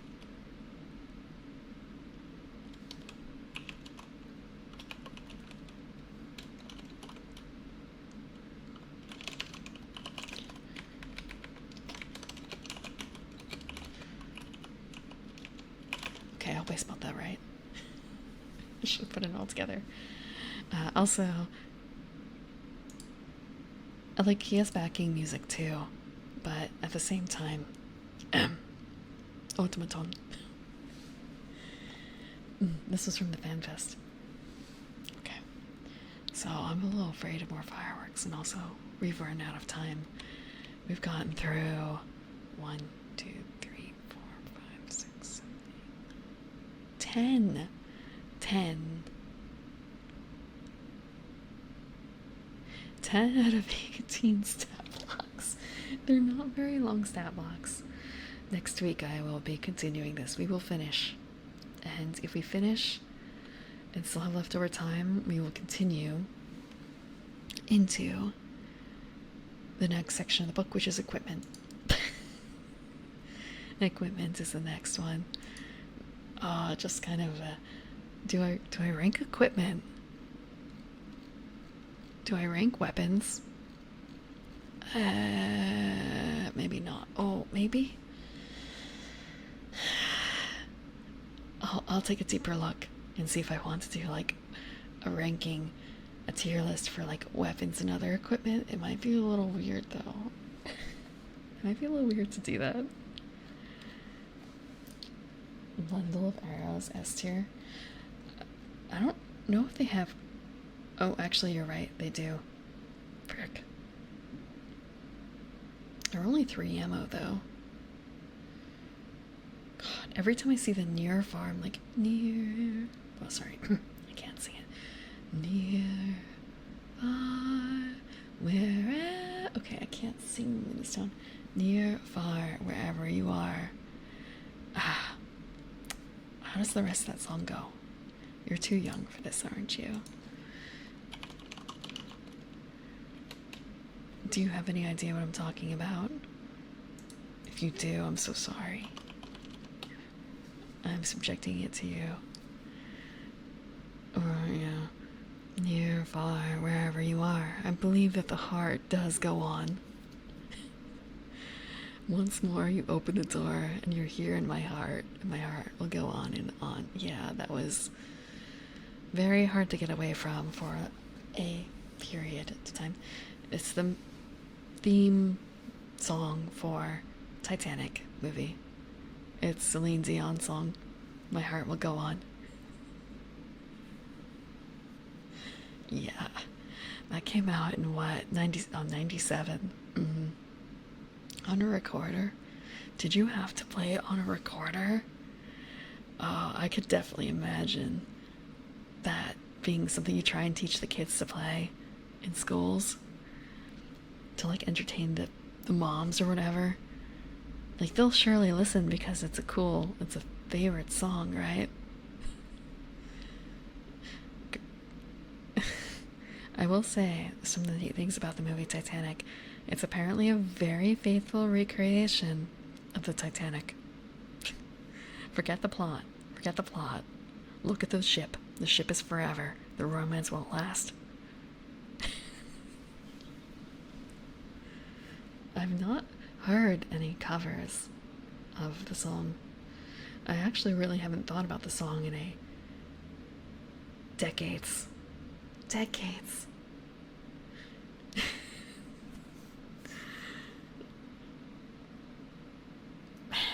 Just now, like, if I sang that as part of a karaoke set, would people recognize it? Would they shake their heads? Would they turn the other way? They probably would. I don't know if I could sing it.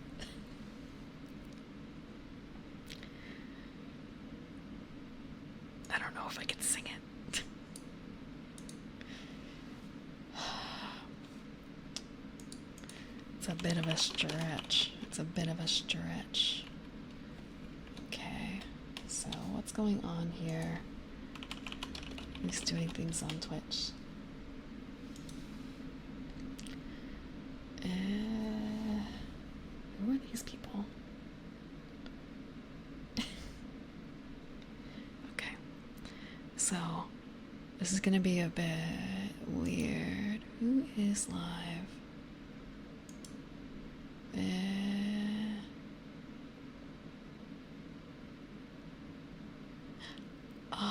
Okay.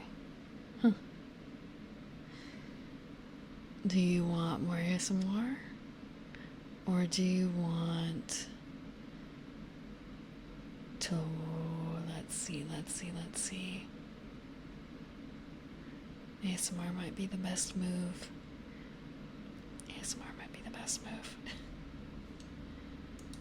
I can send you over to Kitsura. If it were later, it would have someone for you to talk nerdy to you. I don't know how much Kitsura does when it comes to like tabletop games.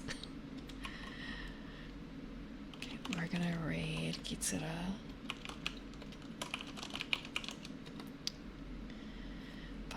I don't have a schedule set for this week. However, this upcoming week, I stream at 9 p.m. on Wednesdays and Fridays and 5 o'clock on Sundays. Sunday, we're going to be continuing this. We're going to finish it. This section of the monster book. We've probably still got another 100 pages or so. Otherwise, Wednesday I'm going to be doing a long form game. I'm probably going to be playing. I'm going to swap back to Legend of Mana. And Friday is going to be a board game. Friday will be a board game. That's my other big thing. But thank you very much for coming and listening, and I hope you have a good time at Kitsura's. Have a